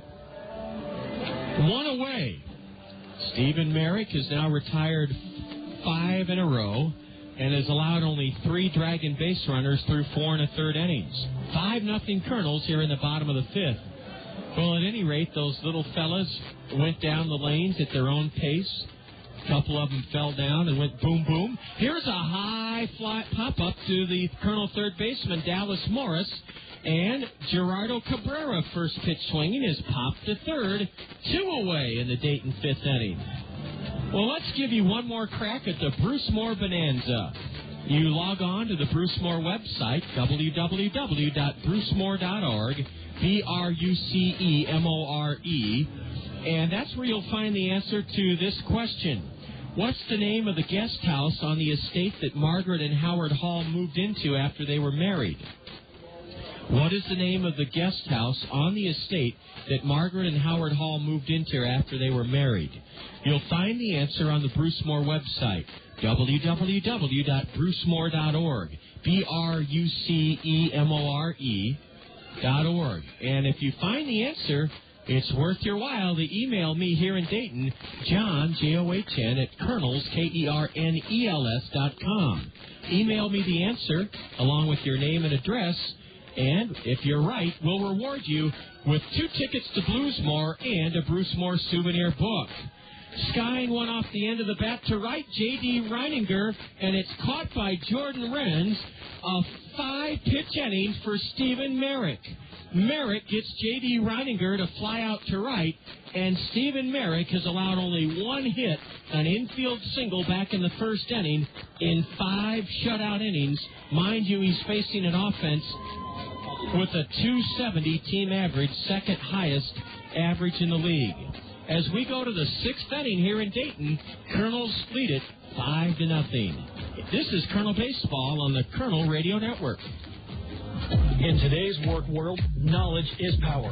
Training for modern job skills is opportunity and security. And you have one of the best choices for your future right here in Eastern Iowa. It's Kirkwood. Kirkwood Community College offers over 100 degree programs to give you new job opportunities or a smart start on your college path.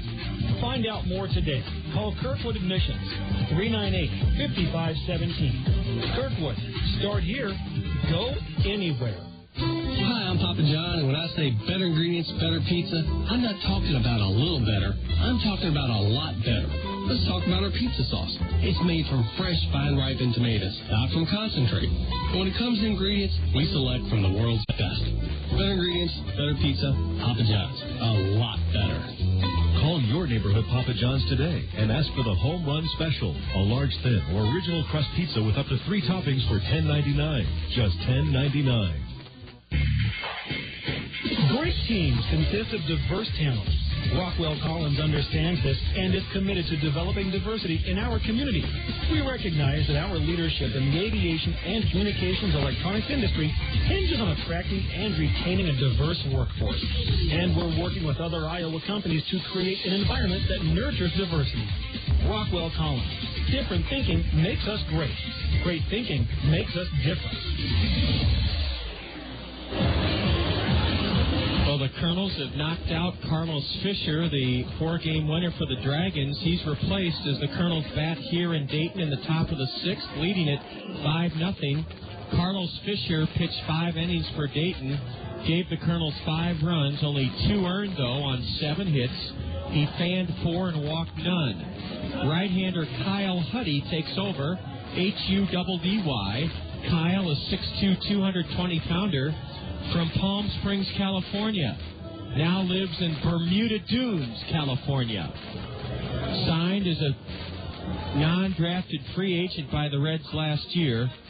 Was 3-5 in 13 games with the Gulf Coast League Reds in the Florida rookie ranks a year ago. Kyle Huddy is working from the stretch.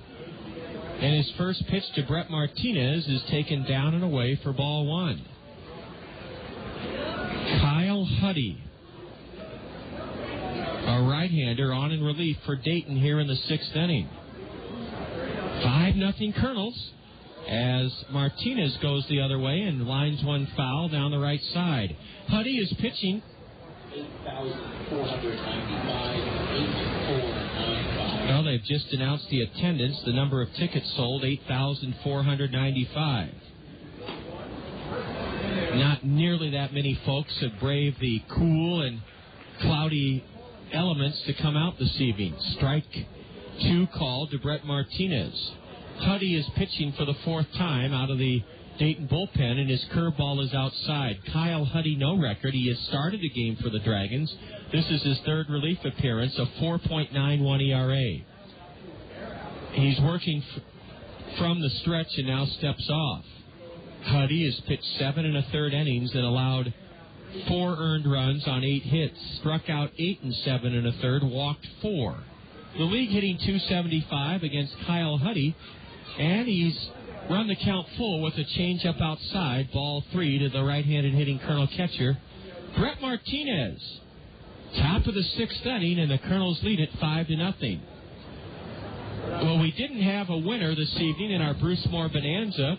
We'll give you the question and give you the answer and move on to another question tomorrow from Clinton.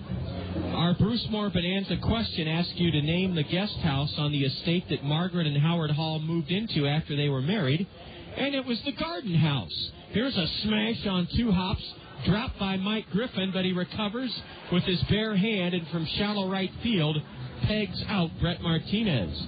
Brett laced a 2-hopper that was headed into right field until Mike Griffin moved quickly to his left to knock it down. Then he picked it up in time to throw out Martinez, 1 away here in the 6th inning. Now, wait a minute. We may have a correct answer in our Bruce Moore Bonanza. Yes, this fella did get his answer in on time. Lynn Rice of Foxfield Drive Northeast. Congratulations, Lynn. Your email popped up as Travis Schlichting is struck with a changeup, and he is hit by the pitch, and he's at first with 1 out. Your email did pop up, Lynn Rice, before we gave the answer. And Lynn Rice of Foxfield Drive Northeast, I believe Lynn is one of our host family folks. Lynn Rice, congratulations. You have earned a pair of tickets to Bluesmore and a Bruce Moore souvenir yearbook. The answer, the Garden House. That's our Bruce Moore Bonanza correct answer. Warner Madrigal takes a strike called. The Rices are a well-known name. I think they've been a host family for the last several years. If it's the same family. Look out, Warner Madrigal stalled one foul into the first base stands. Strike 1. Foxfield Drive Northeast. Lynn Rice. Congratulations, Lynn.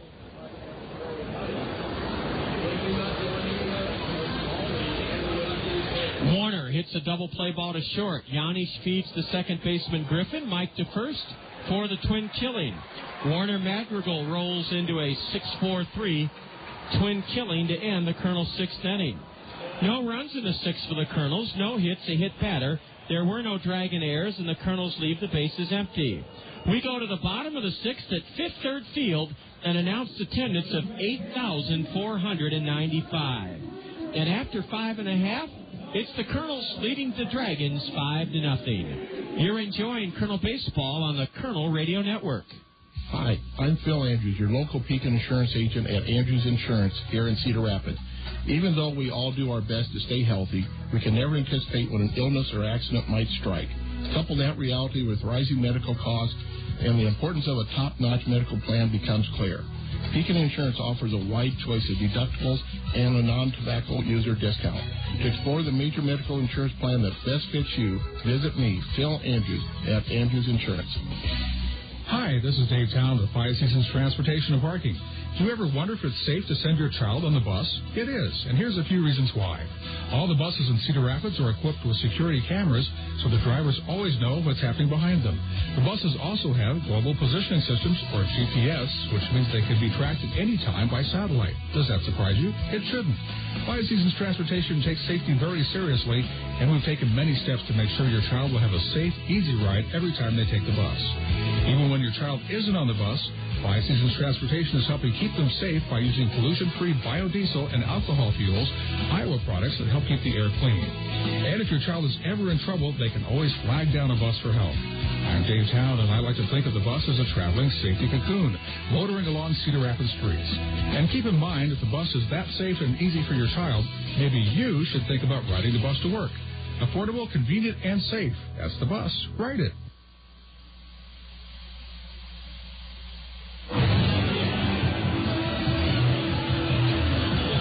We have a U.S. Cellular call to the Colonel bullpen, and we'll tell you about it here in the bottom of the sixth inning with the Colonels leading 5-0. Tim DeJurgis will take over for Stephen Merrick on the hill. Stephen went 5 innings, and he gave up no runs on 1 hit. He struck out 6, walked 1, and hit a batter. And Tim DeJurgis takes over for the Colonels on the mound. And this call to the Colonel bullpen is sponsored by U.S. Cellular. Get your wireless relief with Call Me Minutes only from U.S. Cellular. Tim DeJurgis, a 6' 5" right-hander, 23-year-old from Tucson, Arizona. Went to school at Pima Community College. And then on to Regis University. Well, actually, he went to Pacific University in California. Then his third school, Regis University in Denver. Tim is a very intelligent Renaissance man. He likes to read on the road and talk about current events and politics. And he's on in relief of Stephen Merrick.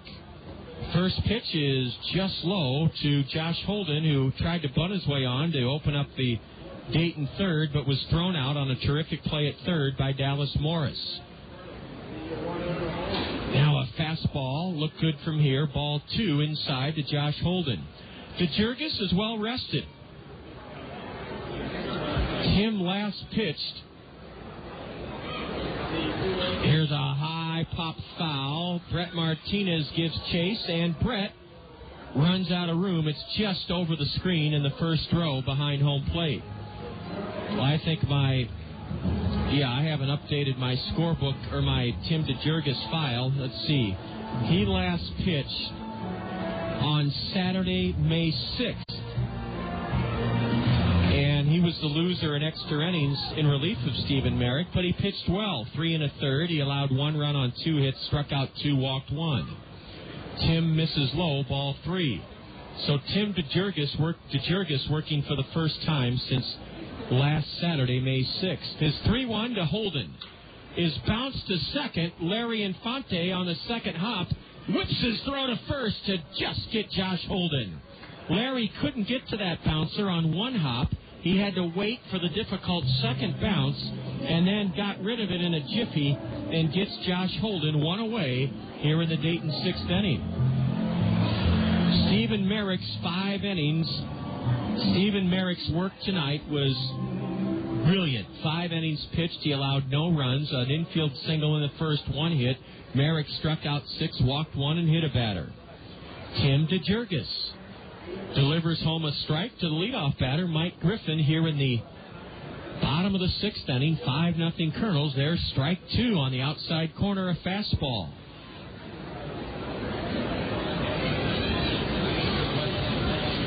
Tim's loss on Saturday night in extra innings, his only loss of the year. He's 0-1. A ground ball right at Larry Infante. Larry's been busy this evening at second, and he wings his throw to Travis Schlichting for the 4-3 put out. 2 away here in the Dayton 6th inning. Tim DeJurgis has pitched 19 2/3 innings this season and allowed only 13 hits. He's fanned 22 batters in 19 2/3, walked 6. The league is hitting just 186 against Tim DeJurgis. And he gets ahead of the league's leading hitter, Paul Janish, with a strike called at the knees. Janish, a right-handed batter, takes up and in for ball 1. Thanks to Lynn Rice, he and his wife, Gail, are host family folks. And I know that thanks to a list that Lanny Peterson provides me with. Lanny coordinates the host family program that is the envy of the entire Midwest League. A 2-1 is low, and it's ball 3 to Paul Janish. Lynn and Gail Rice are the host family for Nick Adenhart and Stephen Merrick. 2 prize jewels of the Los Angeles Angels of Anaheim prospect list. There's ball 4. It just missed outside, and a 2-out walk issued by Tim DeJurgis to Paul Janish. Jay Bruce has struck out twice tonight. He homered twice in Dayton's 10-4 series opening win here on Monday night. And Lynn and Gail Rice, thank you so much for correctly answering our Bruce Moore Bonanza question. Here's a smash into left center on the run. It drops in front of Brad Kuhn for a base hit. And again, I misread that one off the bat. It was hit off the end of the bat.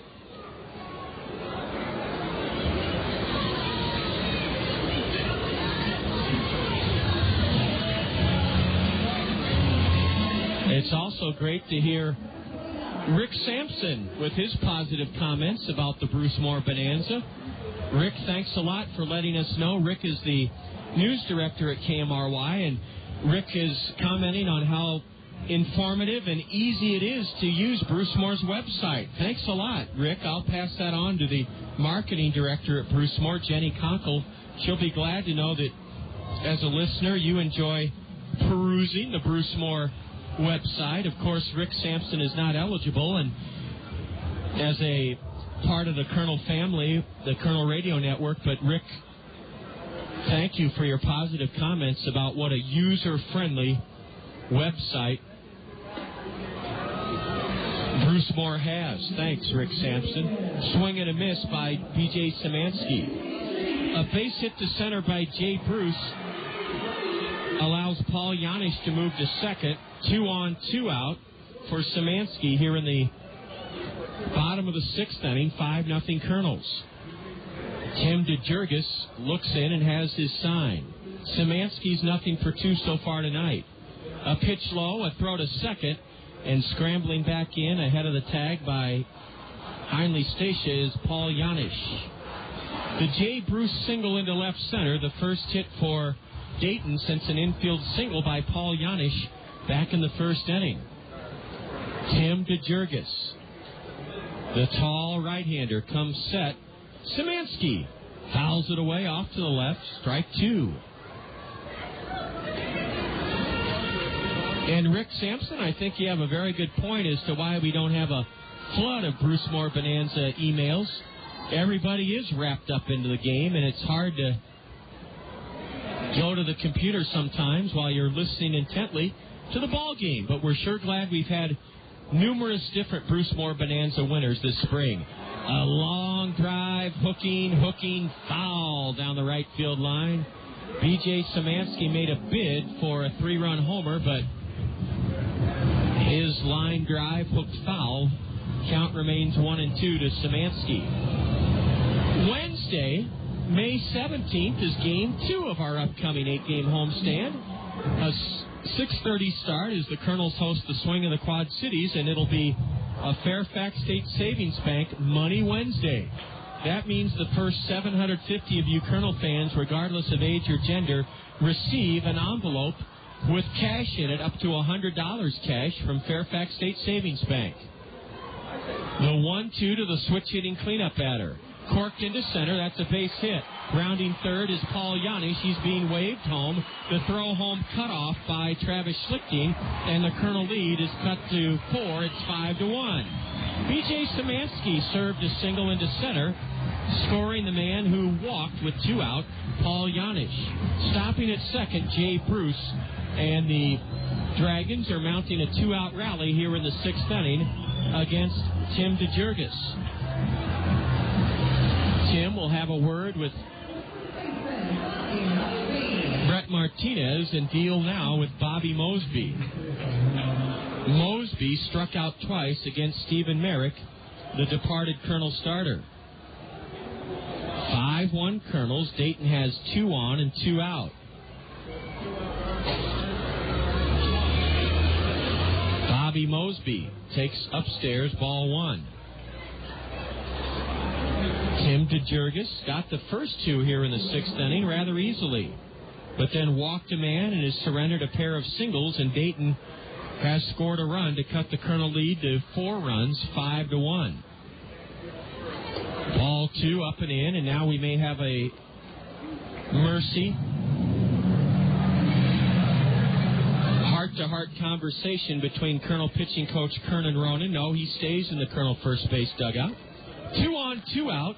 There's ball 3 outside. So Tim DeJurgis is digging himself a hole, partially of his own making here in the sixth inning. Can he come back and get Bobby Mosby, having fallen behind 3-0?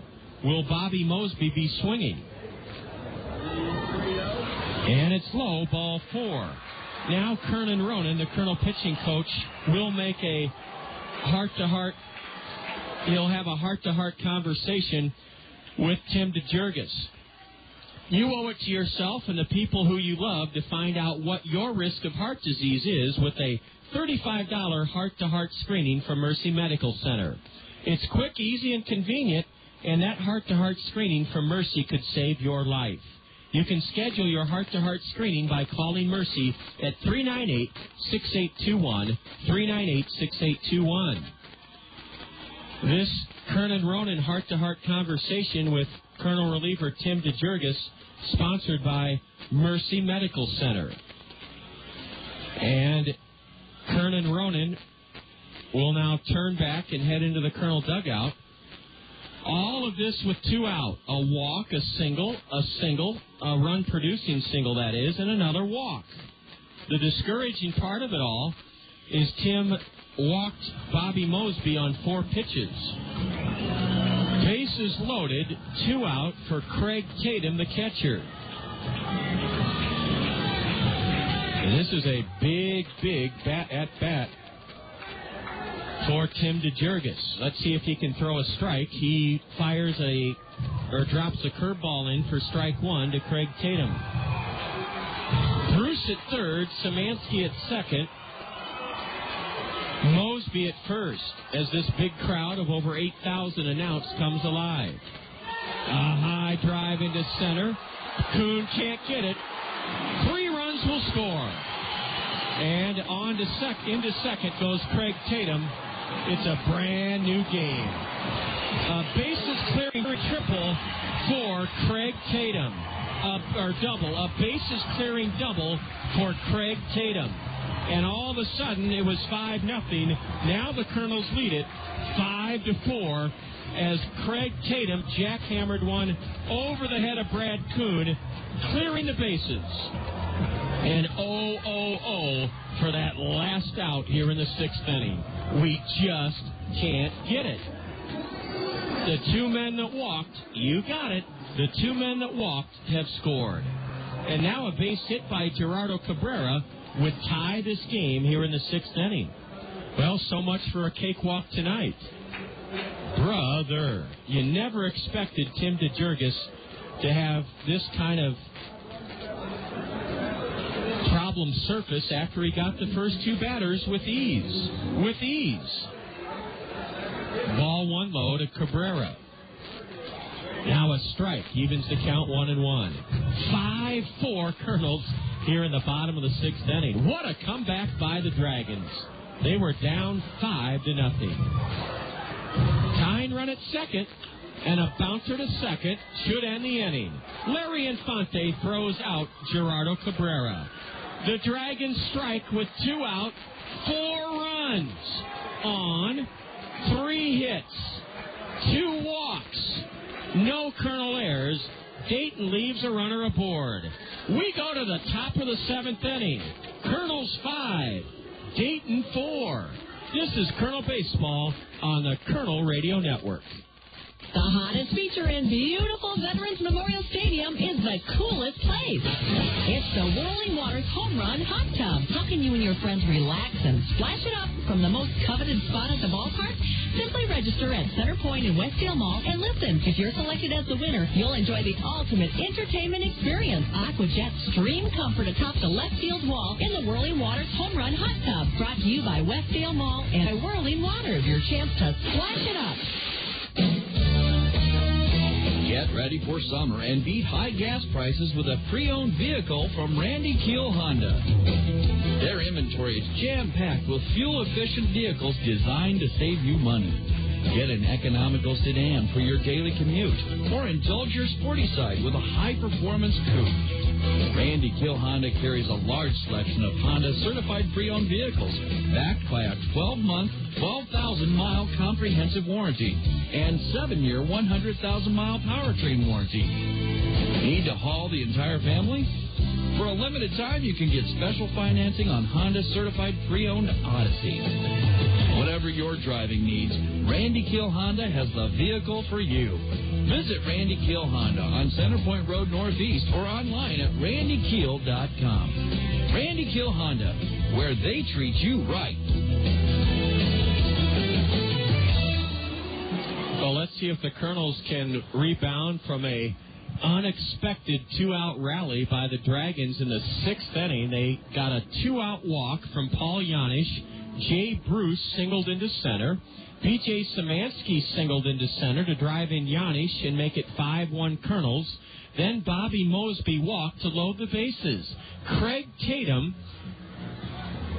then drove a bases-loaded 3-run double over the head of Brad Kuhn in center. And with Tatum at second, Tim DeJurgis got Gerardo Cabrera to bounce out to second. 8 men batted in Dayton's 4-run 6th inning. Larry Infante will lead off for the Kernels against Kyle Huddy here in the 7th. And ball one is upstairs. Well, the Kernels just have to regain the momentum back from the Dragons by mounting a rally of some sort of their own. Boy, Dayton had 2 out and nobody on. And what got their rally started? That dreaded walk. Ball 2 just missed low to Larry Infante. Kernan Ronan was tearing his hair out this morning over Kelly Shear's 6 walks last night. Huddy is behind Larry Infante 2-0. And he fires a strike called at the letters. Kyle Huddy is in a position now where he knows that if he can put the clamps down on the Kernels in his mate's rally, he could earn a win tonight. Ball 3 low to Larry Infante. Dayton did not have a hit since Paul Janish's 1-out single, infield single at that, back in the 1st inning until Jay Bruce singled following the Janish walk in the 6th inning. I still can't believe the Dragons scored 4 runs. There's strike 2 as Larry Infante was on his way to first base. He's summoned back by the plate umpire. Larry stands way off the plate. The payoff pitch from Kyle Huddy to the Colonel number 9 hitter is poked foul, straight back. Count remains full to Larry Infante. Well, it's never easy, is it? Stephen Merrick was cruising along, 5 shutout innings, allowed 1 hit, struck out 6, walked 1. Tim DeJurgis got the first 2 batters easily in the Dayton 6th inning, and then a walk and the roof caved in. But the Colonels still lead it 5-4. Let's not despair too much over that 4-run rally.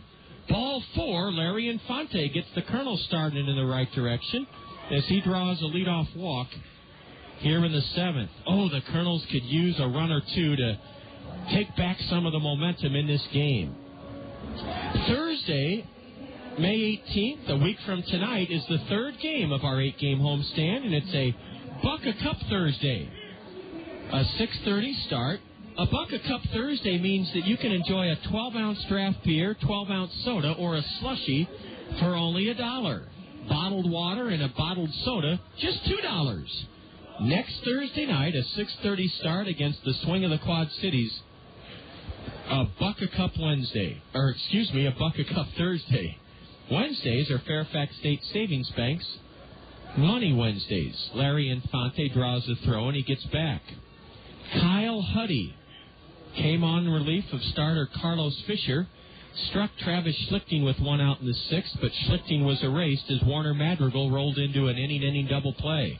Infante runs, and here's a line drive poked into down the right field line for a base hit by Heinle Stacia. On to third without a play goes Larry Infante. What a beautifully executed hit-and-run single by Heinle Stacia, the batter, and the runner at first, Larry Infante. Heinle Stacia now has 8 hits in this series. He ripped a single into right, sending Larry Infante scampering over to third, and the Kernels have runners at first and third with nobody out here in the top of the 7th inning, hoping to regain some of that momentum lost in the Dayton 4-run 6th inning. Man, oh man, Heinle Stacia is now 8 for 16 in this series. A beautifully executed hit-and-run single sent Infante to third.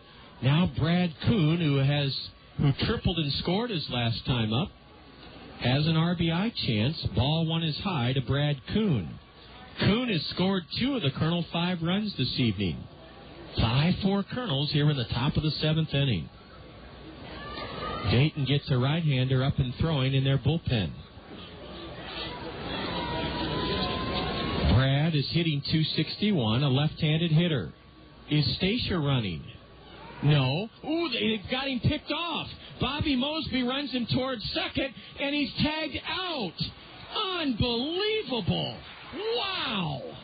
How can you get picked off first with runners at first and third and nobody out? But Heinle Stacia did just that, and the caught stealing went 1, 3, 6. Larry Infante stayed at third base. Ooh, that hurts. That really hurts. Now the infield in for the play at the plate. That puts some pressure on Brad Kuhn. Ooh, brother, how can you get... Here's a squeeze and a bunt foul by Kuhn. Strike one. How can you get picked off first in that situation? Well, maybe the Kernels did it by design, hoping that Larry Infante could steal a run. Then the Kernels try a suicide squeeze, and Kuhn bunts foul. Brother, momentum. The Kernels have seen it leave their dugout and head right over the Dragon third base dugout. Kuhn, base hit up the middle. Brad Kuhn drives home Larry Infante to give the Kernels a 6-4 lead. How about Brad Kuhn? After Stacia was picked off, Brad calmly knocked one past the mound, into center, past the diving second baseman Mike Griffin. It's Kuhn's third straight hit, and it gives the Kernels a 6-4 lead here in the 7th inning. That was a big one-out single drilled through the box by Brad Kuhn, and now let's see if he'll try to do some running. 6-4 Kernels now in the top of the 7th inning. Oh, brother. After Stacia was picked off, Brad Kuhn drives home Infante. A throw to first by Kyle Huddy, and Brad dives back in safely. The Kernels have out-hit the Dragons 9-4, lead Dayton 6-4 here in the top of the 7th.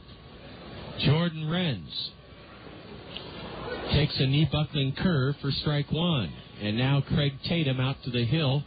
He was obviously crossed up. Saturday, May 20th, is our first fireworks extravaganza. 5 o'clock start. And after the game, before it gets dark, Kernel players will sign autographs on the field. And you can also run the bases, thanks to Velocity Sports Performance, and play catch on the field, and then sit back and enjoy fireworks. Saturday, May 20th, our first fireworks show. A throw to first, Kuhn back safely.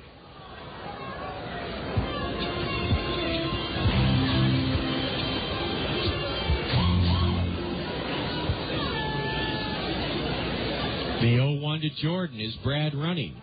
He's leaning, a throw high, and Bobby Mosby saved a wild throw. Well, let's hope that Tim DeJurgis outburst of wildness in the 6th inning was an aberration. Kuhn bluffs a break to second, and then a throw down by the catcher to first, and Brad gets back. It was a pitch out taken by Renz for ball 2. Now Jordan steps out and takes a long look at Colonel Skipper Bobby Magallanes coaching at third to see whether a hit and run is on. Is Brad running? He draws a throw and he dives back safely. The Kernels have had an awful time on the bases here. They've tried to steal, or they've been caught stealing 6 out of 7 times in this series. Wow. A throw to first, wild throw. Brad Kuhn will get up and race to second. Bobby Mosby retrieves it down the right field line. He'll throw to third. The throw is wild, but the pitcher backs it up, and Brad Kuhn is at third with only 1 out. Brad Kuhn rattled the pitcher, Kyle Huddy, into a wild throw over Bobby Mosby's head. The third error committed by the Dragons tonight, and then Kuhn not only made it to second, he lit out for third. Bobby Mosby recovered the wild throw in shallow right field down the line. His throw was high to third, and Brad Kuhn is at third with only 1 out. Let's see if Jordan Renz can chase him home. Jordan cracks one foul past third, strike 2. Well, the scoreboard says 1 ball, 2 strikes. And that's what it is to Jordan Renz. Brad Kuhn is at third with the infield in. Jordan is the Colonel leading RBI man. Ooh, he swings at a curve and misses. There's a throw to third, and Kuhn gets back. Ooh, Jordan Renz swung at a pitch way outside and high, a little bit over anxious to deliver, and he fans. It'll be up to Dallas Morris now to see if the Kernels can drive home Kuhn from third. Big strikeout for Kyle Huddy as he got Jordan to swing at a pitch way high and outside for the second out of the inning. Well, you'd rather see a guy try to help the team by putting the ball in play than taking a strike, and so you always have to think how the Colonel player is. In that case, Jordan was just trying to help the team by putting the ball in play, but he couldn't do it. Ball 1 low and outside to Dallas Morris. A run-saving stop by Craig Tatum, the catcher. Kernels led 5-0. Dayton scored 4 with 2 outs in the bottom of the 6th to cut the lead to 1. The Kernels have answered with 1 here in the 7th to make it 6-4, and now a curve upstairs. 2-0 to Dallas Morris. Brad Kuhn at third with 2 away.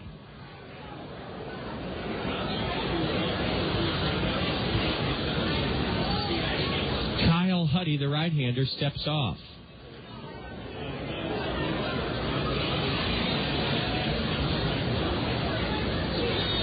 Outfield plays Dallas Morris, the Colonel cleanup batter, straight away.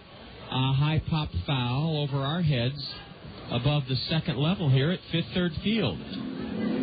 Yes, our first fireworks night is Saturday, May 20th. 4 o'clock is when the gates open. The game starts at 5. Dallas checks his swing. Did he hold up in time? Yes, according to the base umpire. Ball 3 to Dallas Morris. The fireworks show will begin after you have a chance to get autographs from the Colonel players and play catch on the field and run the bases thanks to Velocity Sports Performance Saturday night. Morris lifts a 3-1 pitch foul down the right field line. It's a full count to Dallas Morris. The 2 men that walked in the Dayton 6th inning both scored. And the lesson there is a hard-learned one is you walk a man, and, well, look what happened here in the Colonel 7th. Infante drew a leadoff walk. He has scored. Strike 3 called to Dallas Morris to end the inning. The Colonels score 1 run in the 7th on 2 hits. 1 drag and error, their third of the game, and the Colonels leave a runner aboard. We had Kuhn at third with 1 out, and neither our number 3 or 4 batter could knock Brad home. But the Colonels regained some momentum, scoring 1 here in the 7th. This big crowd, it's on its feet at Fifth Third Field for the singing of Take Me Out to the Ball Game. After 6.5, Kernels 6, Dragons 4. This is Kernel Baseball on the Kernel Radio Network. Get ready for summer and beat high gas prices with a pre-owned vehicle from Randy Keel Honda. Their inventory is jam-packed with fuel-efficient vehicles designed to save you money. Get an economical sedan for your daily commute, or indulge your sporty side with a high-performance coupe. Randy Keel Honda carries a large selection of Honda certified pre-owned vehicles, backed by a 12-month, 12,000-mile comprehensive warranty and 7-year, 100,000-mile powertrain warranty. Need to haul the entire family? For a limited time, you can get special financing on Honda certified pre-owned Odyssey. Whatever your driving needs, Randy Keel Honda has the vehicle for you. Visit Randy Keel Honda on Centerpoint Road Northeast or online at randykeel.com. Randy Keel Honda, where they treat you right. When you're in the market to buy or sell a home, how can you differentiate one realtor from another? The distinction is clear when you consider the remarkable offer that Dick Ramsey of Skogman Realty makes. Dick Ramsey's offer is unprecedented. Buy one of Dick Ramsey's homes, and Dick Ramsey will buy yours. That extraordinary pledge bears instant replay. Buy one of Dick Ramsey's homes, and Dick Ramsey will buy yours. For the best home buying or home selling experience in Cedar Rapids, turn to the home team. Skogman Realty's Dick Ramsey. It's time for our baseball fun fact here from Dayton's Fifth Third Field as we head to the bottom of the 7th. Kernels up 6-4. Hoyt Wilhelm, Hall of Famer Hoyt Wilhelm, is the subject, part of the story of our baseball fun fact. If you've ever seen the Billy Crystal produced movie 61, the story of Roger Maris and Mickey Mantle's friendship and battle for the honor of breaking Babe Ruth's single-season home run record in 1961. Hoyt Wilhelm is portrayed in there in his dancing knuckleball. Well, Hall of Famer Hoyt Wilhelm's dancing knuckleball caused Baltimore manager Paul Richards to devise and supply a specially designed and made catcher's mitt to Oriole catcher Gus Triandos back in 1960. Tim DeJurgis gets ahead of J.D. Reininger with a breaking pitch, strike one as we open the 7th inning. The glove that Paul Richards made, or had made for Gus Triandos, their strike two on the outside corner, was enlarged so that Triandos would have a better chance of knocking down that unpredictable Hoyt Wilhelm knuckleball. Here's a pitch in the dirt, ball one to Reininger. J.D. is struck out looking and flown to right. The pancake mitt, as it was called, get this, it measured 50 inches in circumference and 15 inches in diameter. Bigger than any pancake I've ever seen. A huge catcher's mitt that Paul Richards had made for Gus Triandos. A ground ball wrapped to short. Heinle Stacia looks it into his mitt and throws out J.D. Reininger, one away here in the bottom of the 7th inning. And now the number 9 hitter, Josh Holden, will bat for the third time. Reininger grounds out to short, one away. I've seen pictures of that big pancake catcher's mitt that Paul Richards had designed for the Oriole catcher Gus Triandos back in 1960. I don't know how. Here's a bouncer to second. Larry Infante gathers it in and flips across the diamond to Travis Schlichting. Two away quickly here in the Dayton 7th inning. How many assists for Larry Infante, the second baseman tonight for the Kernels? 1, 2, 3, 4. 4 assists for Larry Infante. And that pancake mitt was huge. 50 inches in circumference. That means if you took a compass and put it in the middle and then extended the hinge outward 50 inches around and 15 inches across. Well, the commissioner made a subsequent rule change and restricted the circumference of a catcher's mitt to 38 inches after Paul Richards designed that huge pancake mitt in 1960. Ball one to Mike Griffin. Now a strike in from 6'5" Tim DeJurgis. He winds and brings it. A high drive into straightaway center. Brad Kuhn drifts over a few steps to his right, tucks it away to end the inning. Mike Griffin skies to center, an easy 1-2-3 inning for right-hander Tim DeJurgis. That's our baseball fun fact. Paul Richards and that big glove he designed to try to help his catchers reel in that Hoyt Wilhelm knuckleball back in 1960. It was called the Pancake Mitt. We go to the top of the 8th inning here in Dayton. Kernels lead the Dragons 6-4. You're tuned to Kernel Baseball on the Kernel Radio Network.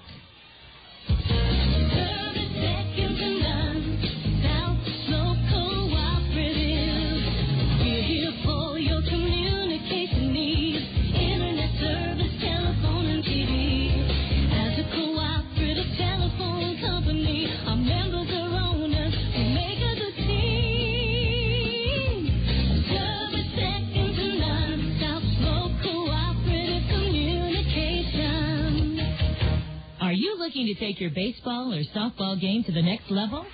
The premier place to do it is Perfect Game, located across the street from Veterans Memorial Stadium. Perfect Game's professional baseball and softball instructors will help improve your pitching, hitting, throwing, fielding, and base running abilities in Iowa's premier training facility. For the best individual baseball and softball instruction and training, visit Perfect Game. That's Perfect Game, just a fly ball away from Veterans Memorial Stadium. When it comes to making buying decisions, people let their fingers do the walking through Yellow Book Yellow Pages. It's no wonder. Yellow Book's packed with ads, coupons, restaurant menus, and more. Delivering to homes and businesses throughout the area, Yellow Book combines the features consumers want with advertising rates business owners can afford. To place your ad, call 1-800-YB-YELLOW. That's 1-800-YB-YELLOW. Yellow Book, not the other book.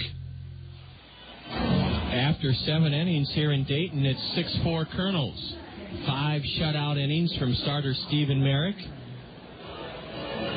Kernels built a 5-0 lead with 2 in the first, 2 in the fourth, 1 in the fifth. Dayton mounted a 2-out, 4-run rally in the 6th inning against Tim DeJurgis, but Tim sparkled in the 7th as he set the side down in order. And now a new pitcher for Dayton. He's making his second appearance in the series, Russell Haltewanger. Look out, ball one high and into Flint Whipke. Flint reached on an error by third baseman J.D. Reiniger and scored in the Kernel 2-run fourth. He's hit safely in 10 straight games, and he's 0 for 3 tonight. Flint swings late and misses, strike one. Russell Haltewanger out of Newberry College lives in South Carolina.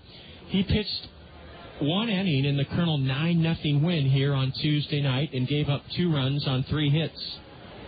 Struck out none, walked 3.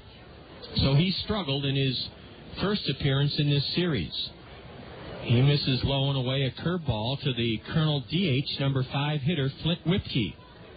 Flint loops one past first, and it's caught in foul or fair ground, foul ball. It was caught by Bobby Mosby. Flint Whipke breaks his bat and pops or fouls out past first base. Mosby had to drift back a few steps as that ball was fluttering in the air like a knuckleball. And it was caught, 1 out here in the Kernel 8th inning as Flint Whipke fouls out to first. Brett Martinez, 0 for 3 so far tonight, is struck out, fouled to first, grounded to second. A curve is in from Russell Haltewanger. Kyle Huddy pitched 2 innings in relief of Carlos Fisher, the Dayton starter, and allowed 1 run on 2 hits. Fan 2 walked 1 and hit a batter. Ball 1 low from Haltewanger. Russell is not a big fella. They list him at 6'2", 180. He's very, very thin and lightly built. 0-2 on the year. He winds and delivers. Swing and a miss on a pitch down and away. Haltewanger 0-2 with a 5.40 ERA. Pitching for the 13th time for Dayton. He has a couple of saves. Has allowed 21 hits in 20 innings. Fan 21, walked 11. Wears his black dragon socks up high and tempts Brett Martinez with a changeup low. Ball 2 to Brett.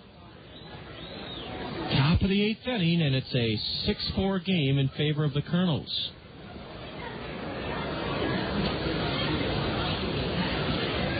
Monday the 21st is a Sunday family fun day at Veterans Memorial Stadium. That means dollar popcorn. The Kernels will sign autographs before the game from 1:20 until 1:40. All 3 jets down and into Martinez. And thanks to Velocity Sports Performance, you can run the bases after Sunday's game, May 21st, and play catch on the field. There's an added incentive to come to Sunday's game. Swing and a miss on a fastball. Brett Martinez couldn't catch up to that heat from Russell Haltowanger, 2 away here in the Colonel 8th inning. On Sunday, May 21st, travel advisors will be giving away a basketball signed by the Orlando Magic, beach gear, and T-shirts.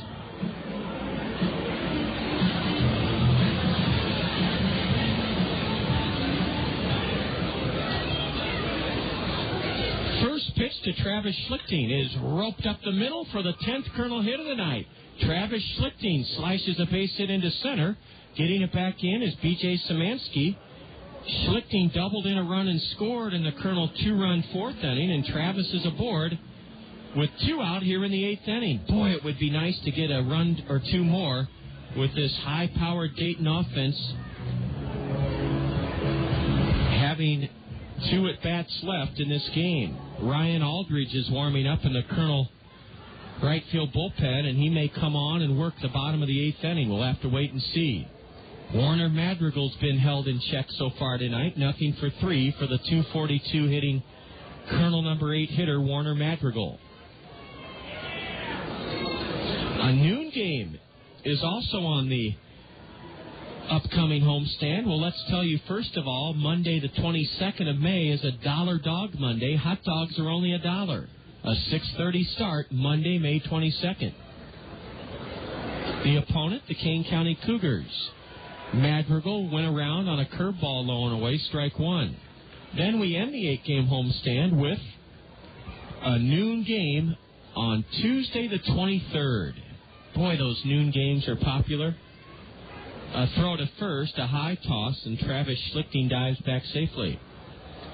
The 24th of May is an off day, and as I told you at the beginning of the broadcast, that's our Colonel Foundation Golf with the Kernels outing at noon on Wednesday the 24th at Wildcat Golf Course in Schellsburg. The runner goes, a swing and a miss, and Schlichting is tagged out at second base by Paul Janish. There may be an argument as Janish, no argument as Paul Janish tags out Travis Schlichting. It went 2-6, and now the Colonel stolen base efforts in this series even look more remarkably futile. The Kernels have tried to steal or have been thrown out 7 times in this series. 7 out of 8 Colonel stolen base attempts have been unsuccessful in this series. Schlichting thrown out, catcher to short.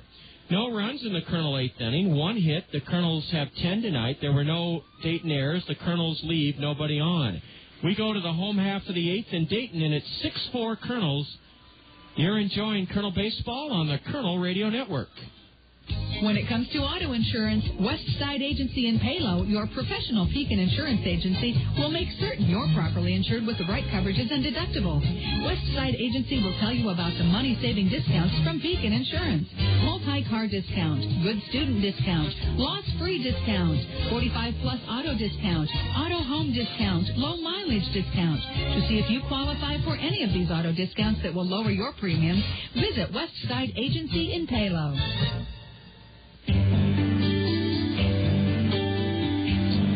We're back in Dayton, and we'll tell you about Ryan Aldridge as he takes over for Tim DeJurgis in the bottom of the 8th. 6-4 Kernels.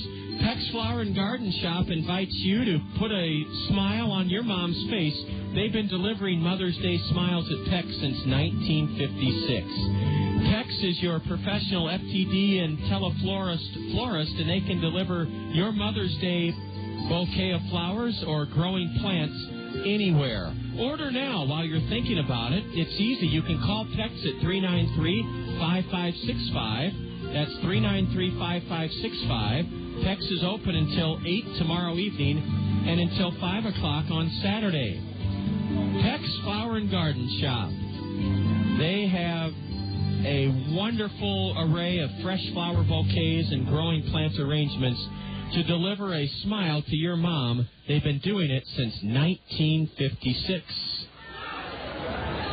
Paul Janish takes ball one from Ryan Aldridge. Ryan has answered a call to the Colonel bullpen sponsored by U.S. Cellular. Swinging a foul by the league's leading hitter, Janish. Strike one.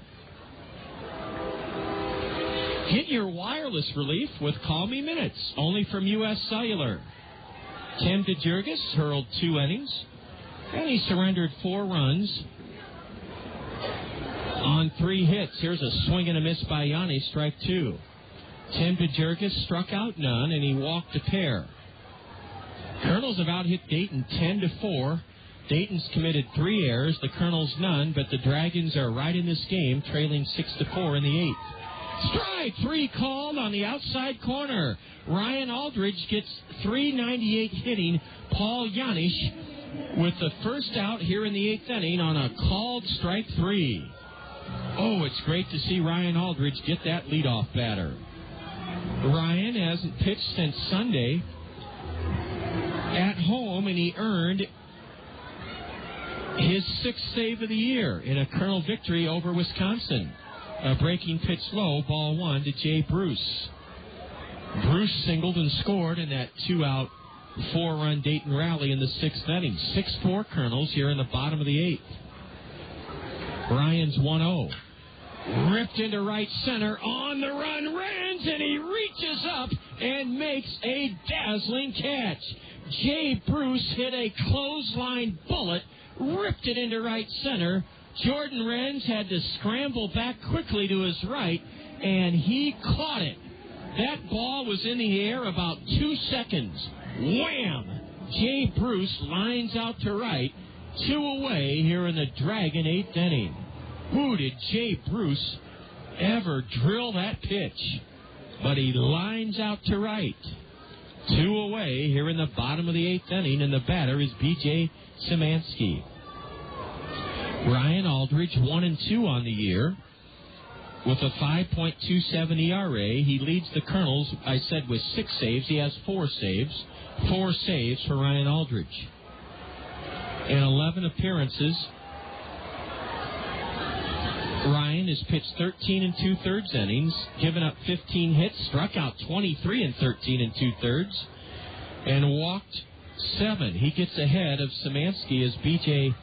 batting left-handed. The switch hitter fouls one on the ground toward the Colonel first base dugout, strike 1. Now a fastball, strike 2 called on the outside corner. The number to call to participate and have fun golfing with Colonel players and coaches in the Kernel Foundation Golf with the Kernels outing on Wednesday, May 24th is 896-7608. 896-7608. We've been telling you a lot about that Kernel Golf outing. Change-up, swing and a miss. Strike 3. Ryan Aldridge mows down 3 tough hitters, Janish, Bruce, and Szymanski, here in the bottom of the 8th inning. And the reason we've been telling you a lot about the golf outing, it's a great tradition, it's fun, and we'd like to see you golf with us to help benefit the Kernel Foundation, which is a source for raising funds for athletic programs or facilities in eastern Iowa. Call Jessica Ferguson at 896-7608 to sign up. It's $75 per golfer, $240 per foursome, and that Kernel golf outing is Wednesday, May 24th, 12 noon, shotgun start, 4-person scramble, and it's at Wildcat Golf Course in Shellsburg, and Carlos O'Kelly's will cater the meal after the golf outing. We go to the top of the 9th inning in Dayton, and the Kernels lead the Dragons 6-4. You're tuned to Kernel Baseball on the Kernel Radio Network. With spring comes a sound we're all familiar with. Lawnmowers. The Solid Waste and Recycling Department encourages you to mulch your grass this year, though instead of bag. It's a practice known as grass cycling. Why grass cycling? Well, it saves time because you don't have to rake or bag your grass clippings. But it also saves money because those clippings contain essential nutrients, reducing your need for expensive fertilizers. Best of all, grass cycling helps to save landfill space. Do your part. Grass cycle. This message from the Solid Waste and Recycling Department. We go to the ninth inning. 6-4 Kernels.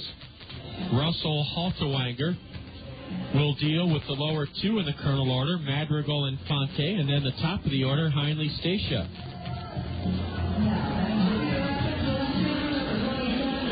Yes, that Kernel golf outing is a lot of fun. Wednesday, May 24th at noon, Wildcat Golf Course in Shellsburg.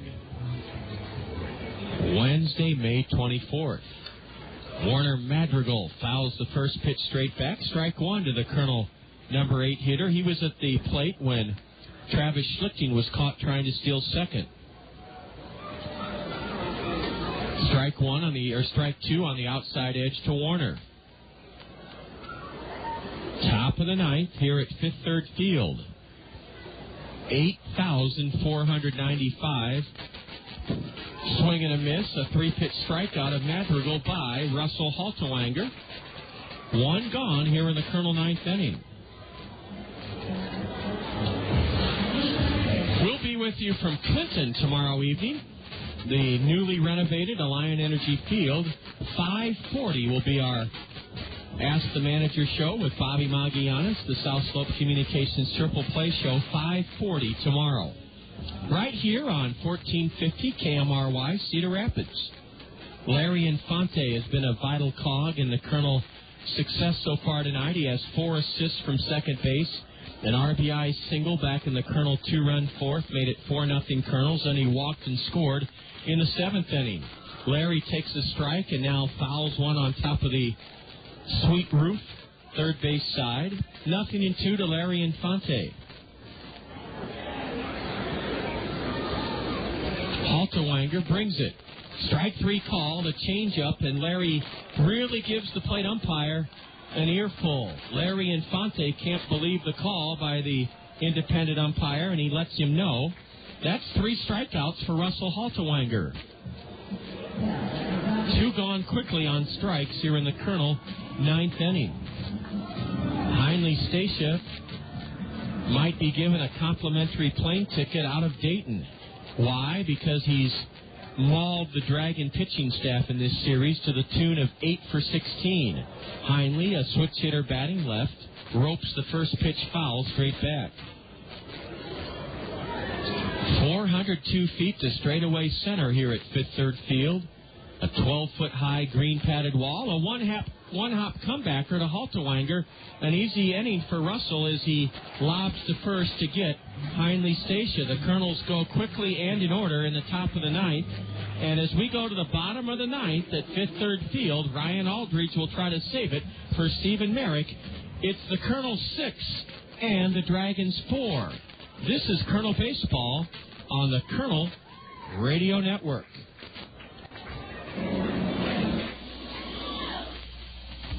In today's work world, knowledge is power. Training for modern job skills is opportunity and security. And you have one of the best choices for your future right here in Eastern Iowa. It's Kirkwood. Kirkwood Community College offers over 100 degree programs to give you new job opportunities or a smart start on your college path. Find out more today. Call Kirkwood Admissions, 398-5517. Kirkwood. Start here. Go anywhere.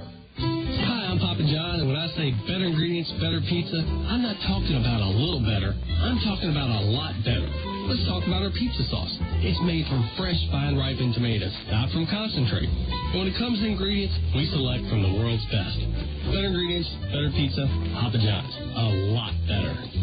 Call your neighborhood Papa John's today and ask for the Home Run Special, a large, thin, or original crust pizza with up to 3 toppings for $10.99. Just $10.99. Great teams consist of diverse talents.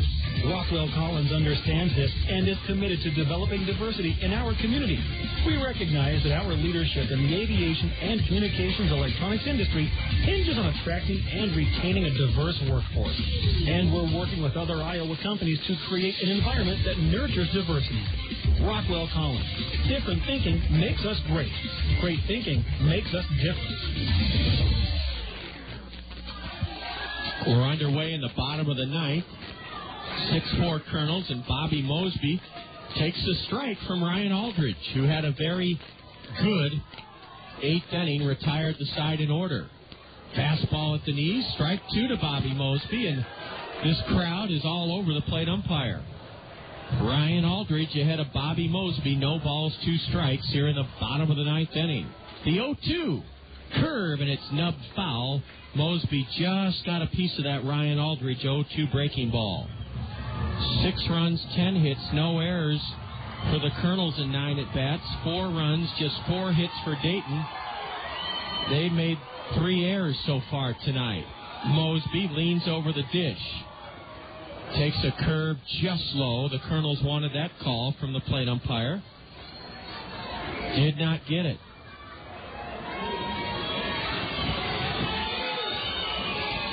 The 1-2. Swing and a miss. A fastball. And Bobby Mosby fans, 1 gone. Here in the bottom of the 9th inning. 3 strikeouts for Ryan Aldridge. The umpires, of course, are sponsored all season long here on our broadcast by Anderson and Brown Eye Care. They're a full-service, comprehensive eye care center. Their brand-new location on Boyson Road in Hiawatha. Easy in, easy out. Evening and Saturday hours, and wheelchair accessible. Craig Tatum backs away from a breaking pitch at the knees, strike 1. Things are coming into focus at Anderson and Brown Eye Care. They're proud to sponsor the umpires during all of our broadcasts. A fastball upstairs to Tatum. Ball 1. Craig Tatum, the catcher, drilled a bases-loaded, bases-clearing 3-run double over Brad Kuhn's head his last time up. Aldridge brings a fastball outside, and it's 2-1 now to Craig Tatum. Believe me, you don't want to walk this guy. You'd rather have him key off on one and hit a home run than to walk him.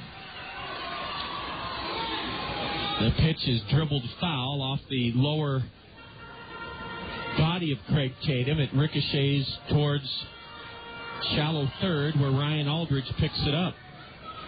6-4 Kernels, 1 out, nobody on. Bottom of the 9th inning here in Dayton.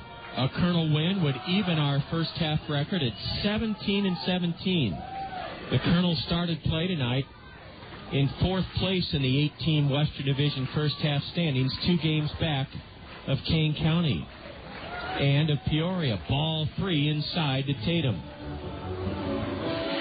Anything here acceptable except a walk. Even a home run would be preferable to a walk. Here's Ryan's 3-2 pitch.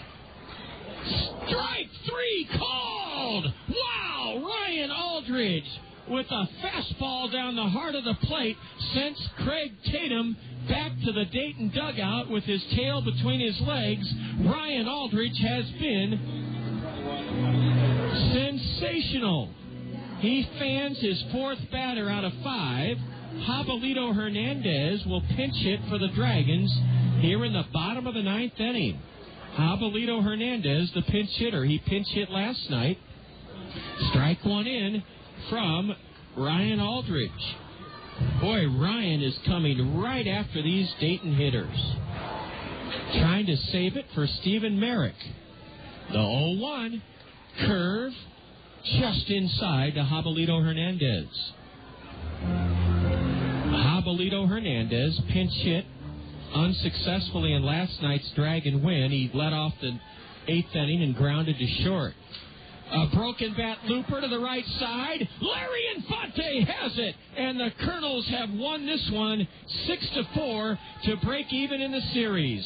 Larry Infante caught the broken bat looper to second off the bat of Jabalito Hernandez, and 2 perfect innings out of the Kernel bullpen for Ryan Aldridge. Ryan Aldridge was rock solid, saving it for Stephen Merrick tonight.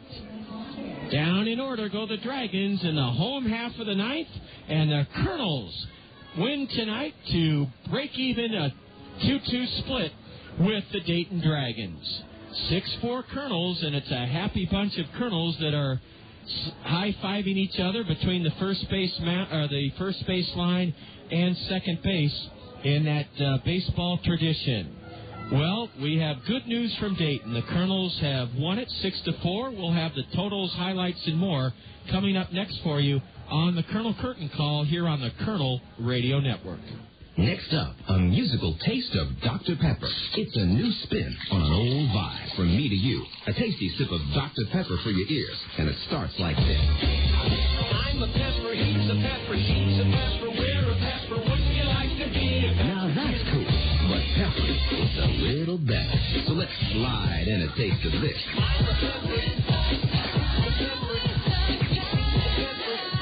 Right on. But there's still more to it. I mean, there's nothing like it, because every sip is a kick and mashup of 23 different flavors. So for the true taste of Dr. Pepper, we dial it up even more.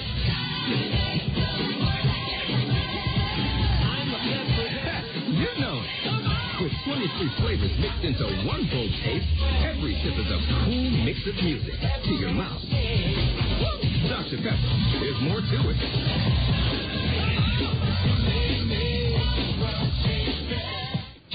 Your home is a place for savoring all the good things in life. It's a place for celebrations. It's a place where memories are created.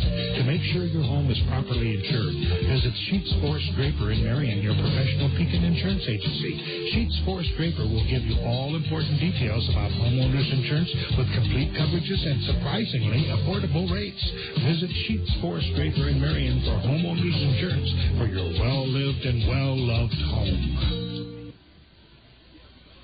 It's time for the Colonel's Curtain Call.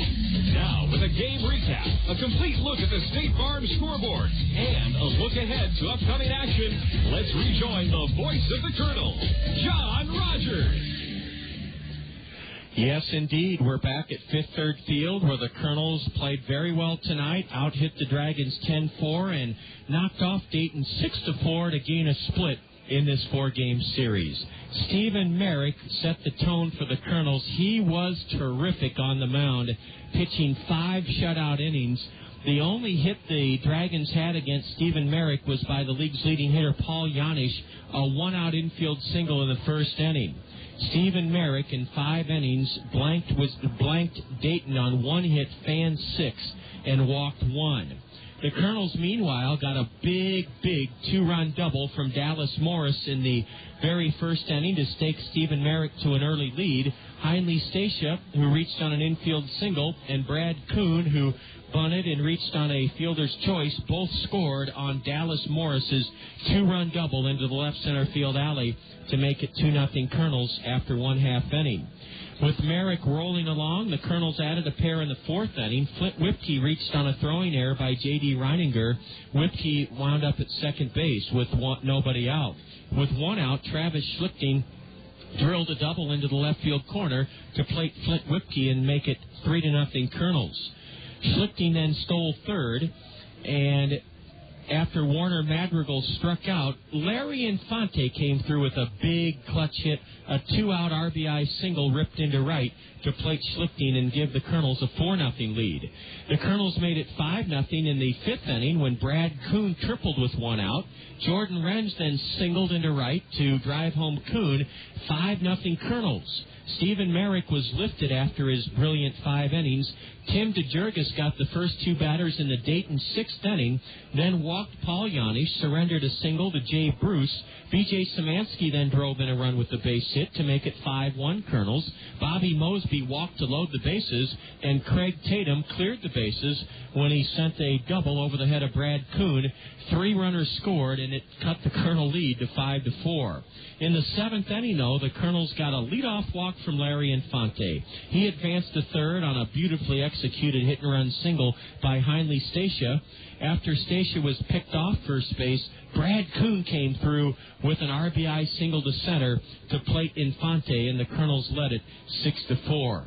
Tim DeJurgis recovered and pitched well in the seventh. He retired the side in order. Then Ryan Aldridge came on, and he struck out 4 Dragons in his 2 innings of shutout perfect relief in the 8th and 9th to garner a save. 6-4 Kernels. 6 runs, 10 hits, no errors. The Kernels left 4. Dayton had 4 runs, only 4 hits. They committed 3 errors and left 3 men on. Winning pitcher, Stephen Merrick. He's 3-1. The loser was Dragon starter Carlos Fisher. He's 5-2, and a save to Ryan Aldridge, his 5th of the year. 8,495 tickets sold. We had a big crowd here, as always, and the game only took 2 hours and 23 minutes. We'll be back with our PRC play of the game in just a moment here on the Colonel Curtain Call on the Kernel Radio Network. Fairfax State Savings Bank is paying you to come to the ballpark every Wednesday this season. You heard right. Fairfax State Savings Bank is paying you to come to Veterans Memorial Stadium every Wednesday this season. The first 750 of you Colonel fans to enter the gates before Wednesday's home game will receive an envelope full of money inside from Fairfax State Savings Bank. Each of those 750 envelopes will contain a greenback up to a $100 bill. Fairfax State Savings Bank, free money Wednesdays. Come early to line your pocket with cash. There's a lot you can do to satisfy your taste for Italian. You can marry one. Do you, Susan Smith, take Giuseppe Florentino? You can drive one. Or you can go to Zio Giano's and feast on Zio's homemade bread, pizzas, and pasta, authentically prepared to Zio Giano's famous Italian style. Zio Giano's for the hometown taste of Italy. Oh, come to Zio Giano's, the pasta makes you sing. Come to Zio Giano's.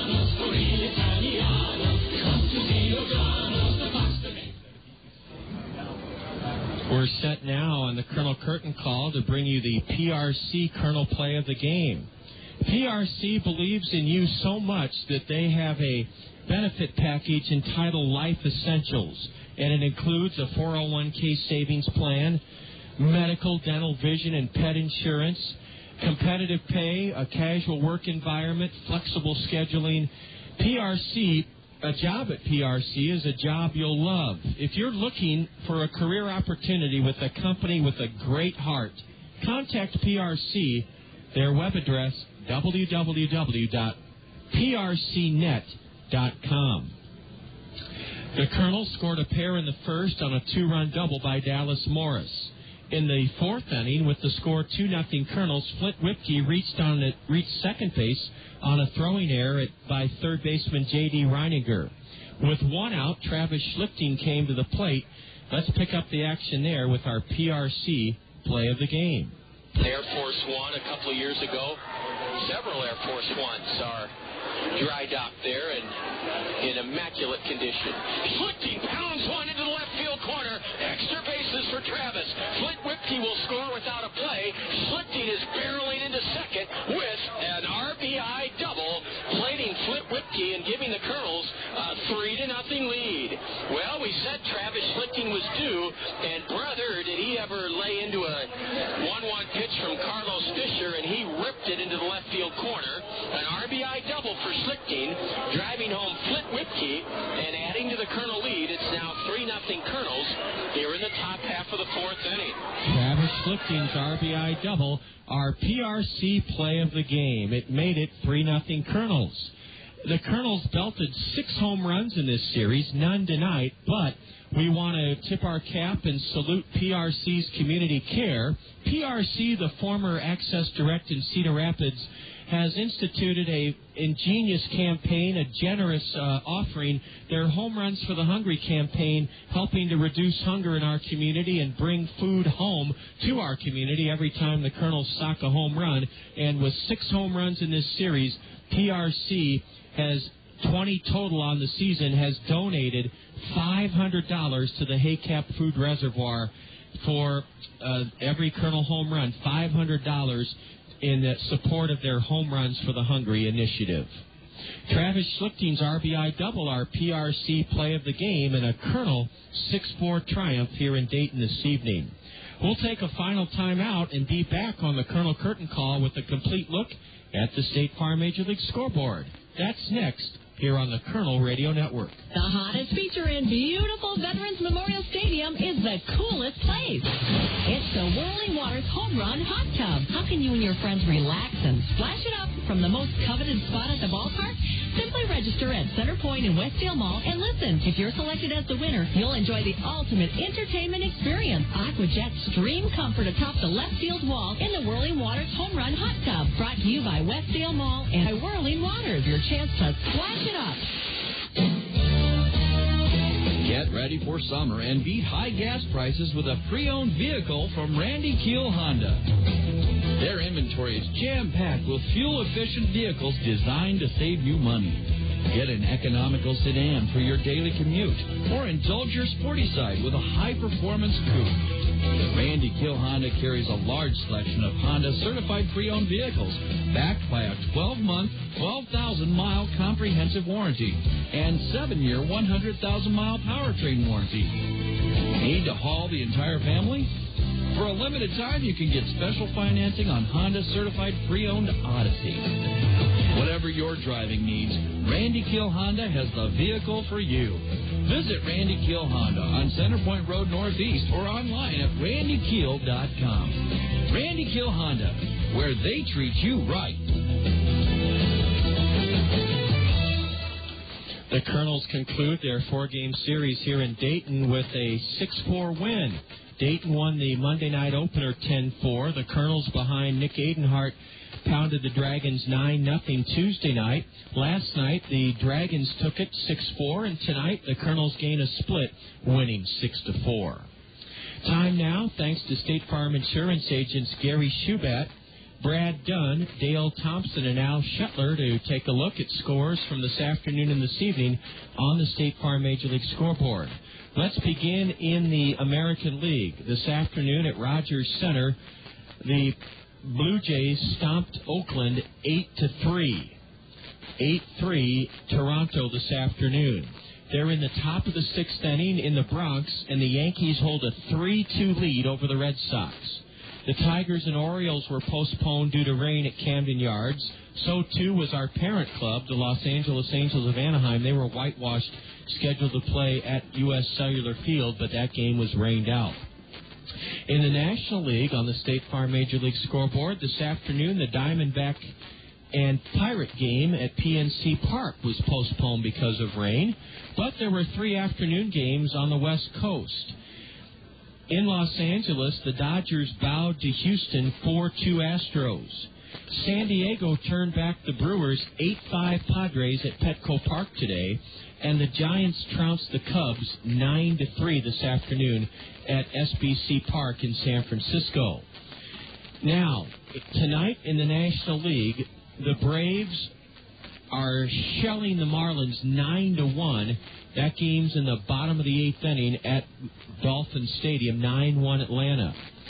In the bottom of the 5th inning at Citizens Bank Ballpark, the Phillies have a 2-0 lead over the Mets. And they're in the top of the 9th inning. South of here in Cincinnati, the Nationals and Reds are tied 1-1 in the top of the 9th inning.